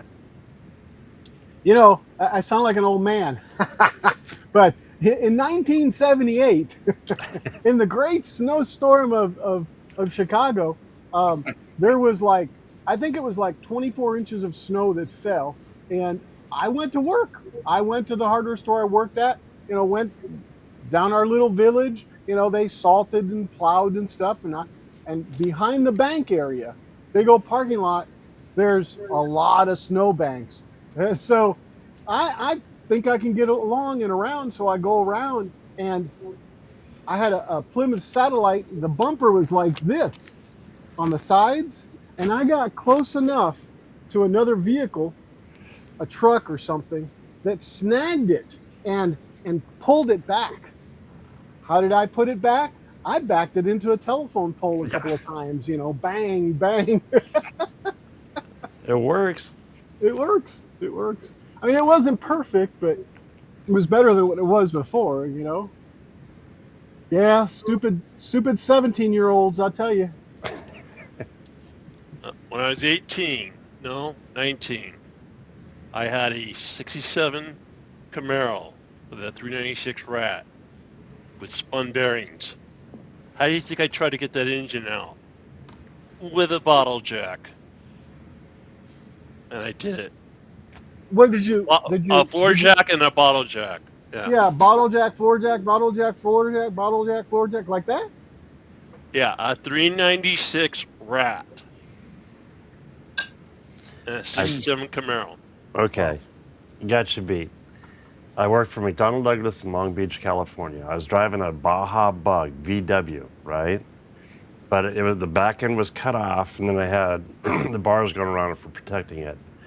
The main seal gave way, so of course it threw oil all over the clutch. Well, I'm stuck. So what do? Luckily down the road is a automotive store. I pick up the parts I need. I go back. I unbolt the engine. I get a milk crate, stand the milk crate up, wedge it underneath the engine, and I pull the engine off. Yeah. And then I was able to get the, what is that bearing? The main seal type bearing? The rear main seal? Yeah, and then pop that off and put a new one on. Clean the clutch off the best I could, put it back together, and the next day I was driving it. Isn't that the one that went Boeing after a while? Yes, it did. Okay, were you at Boeing? No, I was not. I got my pink slip after Boeing bottom. Okay. There is a alumni because I grew up in Linwood, which you probably know where that's at. Okay, yeah. He was a quality production manager. He's still around. His name is Tim. Let me look up his last name, because I want to see if you know him. Was he in? So is that Douglas? Which facility? He was both. Torrance. There was Torrance, and then there was Long Beach. Okay, he worked on the Global, the Air Force, the Global, the big planes. Yeah, it could have been Long Beach. Well, actually, it had multiple places. I mean, he lived in Long Beach. I mean, he lives. I keep saying lived because his wife passed away, but he didn't. Anyways, but yeah, he lives in Anaheim. Okay. Yeah, Tim Engel, and his brother works for the company. Our brother worked for the company too. Engel, Engel. Possible. Like Bill Engel? Bill Engel? The Ingles? Yeah. To the Ingles. No, I don't think he meant to spell it that way. Yeah, Netflix, they came out with a new version of Lost in the Prairie, the Ingles. I'm finding out that Apple TV actually has some really good shows.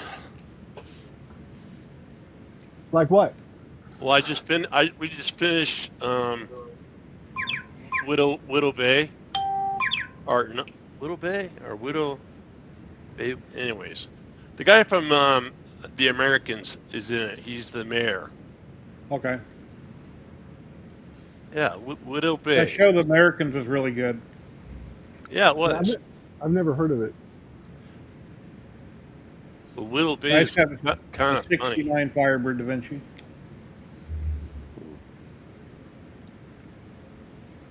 Mr. Diesel, have a great night. Happy birthday. I think, you know what? I think tonight's show is going to be interesting. Did Ryan show off his new toy? Yes, I saw it. I seen a picture of one, yeah. Yes. That thing is so cool. Really cool looking. Yeah, it's plural. It's Widow's Bay. Yeah. Hey, does that engine run? I don't know.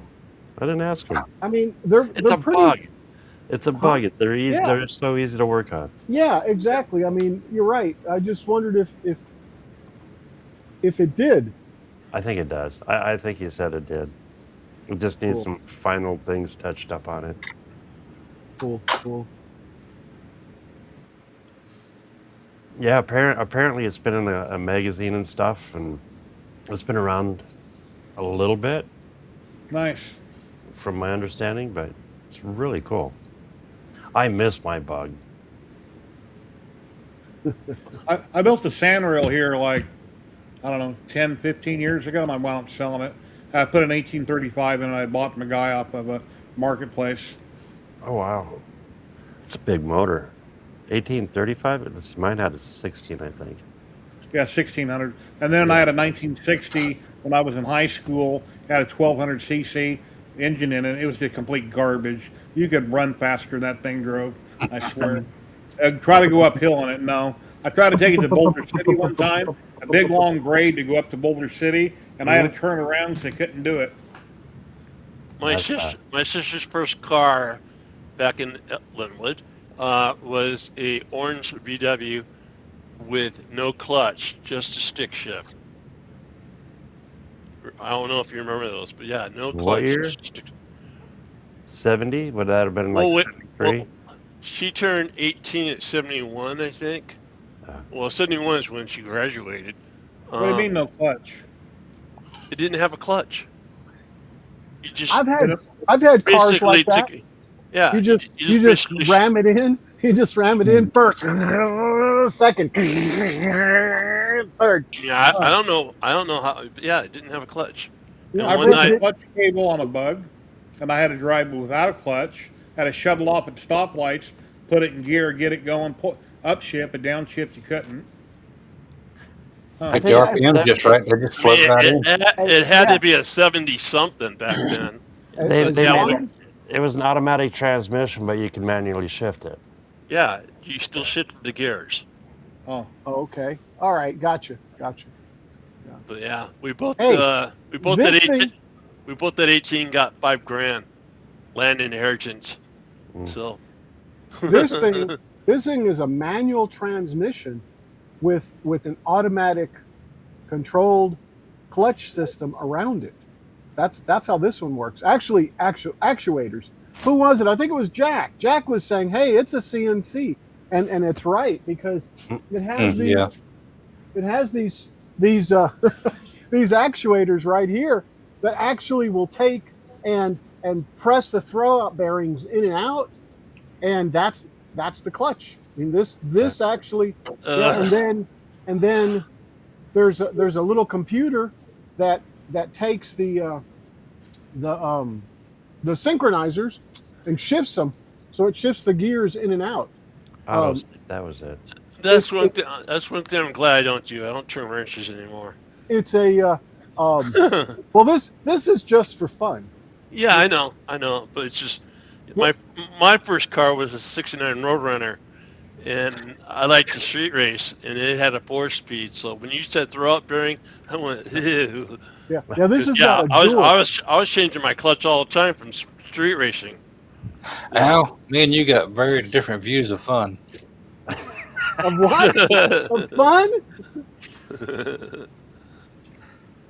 This is oh guys, this is horrible. Having that thing up on jacks in front of the house. Oh man. This is a dual throwout bearing right here. Is what this is. This is for one clutch, and then the bottom one is for the other. And I don't know if you can see it, but this thing is just utterly caked and filthy with Shot. oil and shot. Yeah. Yeah, pretty much. When I pulled the clutch, oh man, it was dirty. Let me anyway, I'm not gonna dig the clutch out. You ever had an axle bearing go? I have. And still had to drive because you were in the middle of nowhere? There was a little bearing on a Subaru I had that I don't know how it happened, but it messed up because it got shifted too fast, too quick, too high RPMs. This was a Pontiac Tempest station wagon, and I lost my rear wheel bearing. Oh, the wheel bearing. Oh. Yeah. No, the worst I've ever done is busted a rear spring.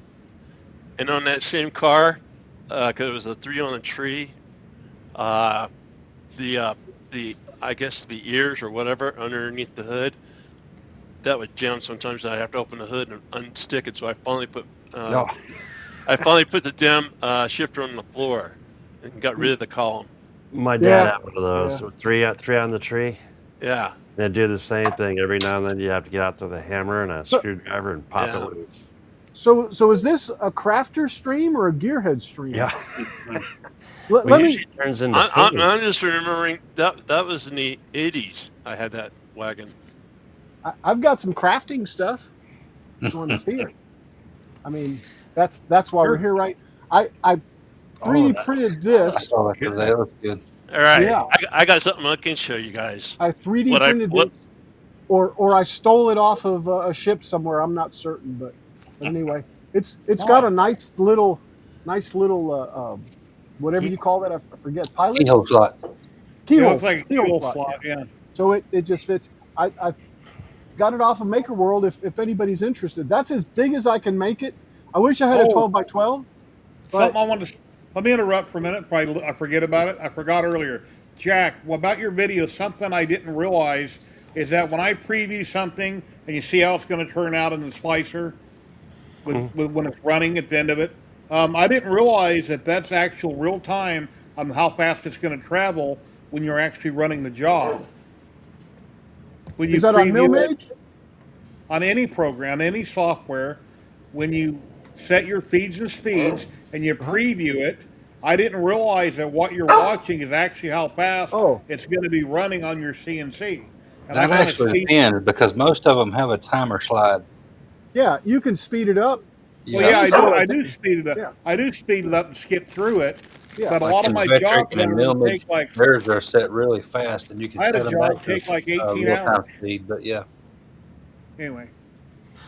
I don't know if I get a handle previewing it. I made that on my snap maker. Oh, nice. Shiver me timbers. So yeah, and what was real nice about it, it's like, yeah, it's all one print.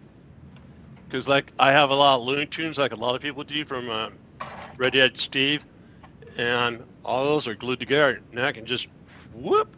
And then How long did it take? this took almost 28 hours. You only have one extruder? No, 4. Okay. This was on my U1. Wow, and it still took 28 hours with all 4 extruders. Wow. It's not bad though. I wonder what it would take on a Look how single big it extruder, is. though. I scaled it up. Yeah. A lot of color changes there. Wow. That is a lot of changes. What was your layer height? Normal, I mean stock. 2. Yeah. 0.2. Okay. And the infill, I think I went 20 since I knew it was going to be a little bit bigger. I don't like staying at 15. I rarely stay at 15. So the bigger ones like that, if it's just for show, I go lighter. I go to 5 sometimes on big stuff. It's a preference. Yeah, that's true. That's true. Well, I mean, it's not like it's going to collapse from the dust that accumulates on the shelf or anything, you know. And this was the snap maker. This was the snap maker filament.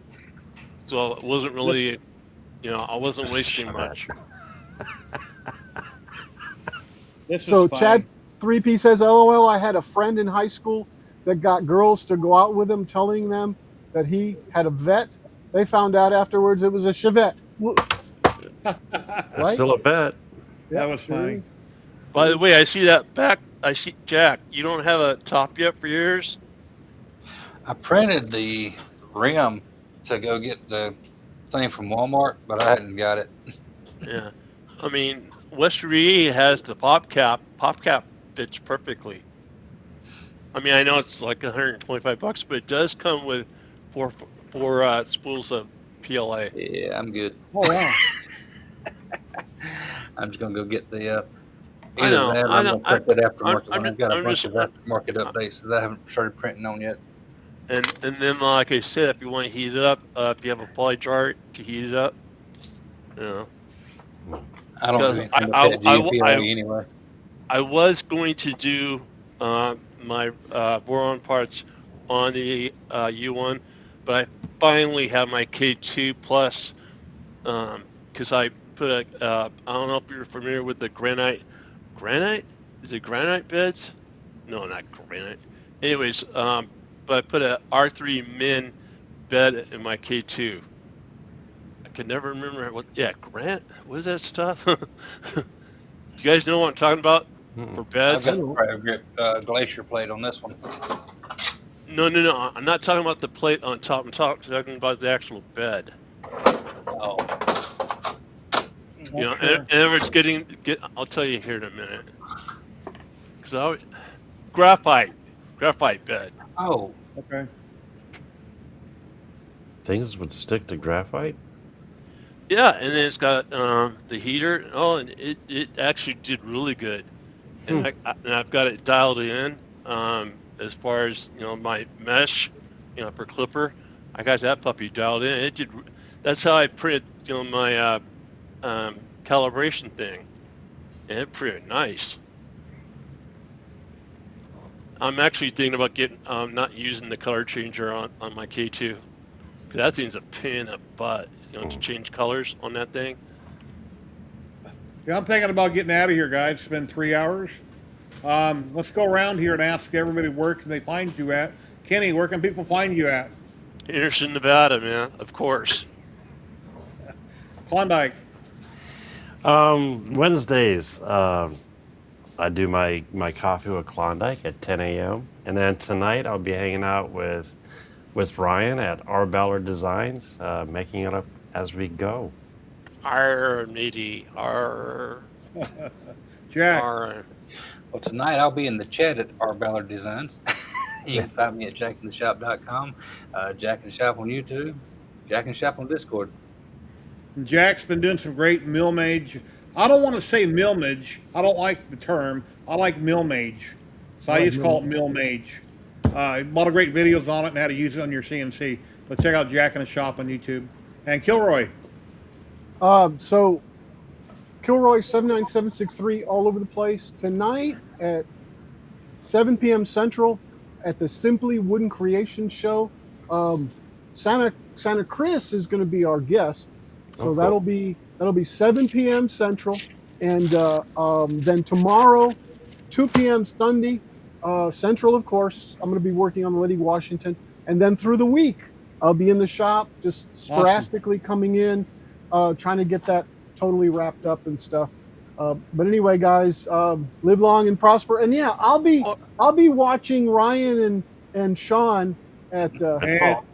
We got the raid going now. If you're watching on Twitch, right. Hold up. we're raiding into the free heathen. I want to represent. I want to represent a couple streamers that aren't here. Let me cancel my raid.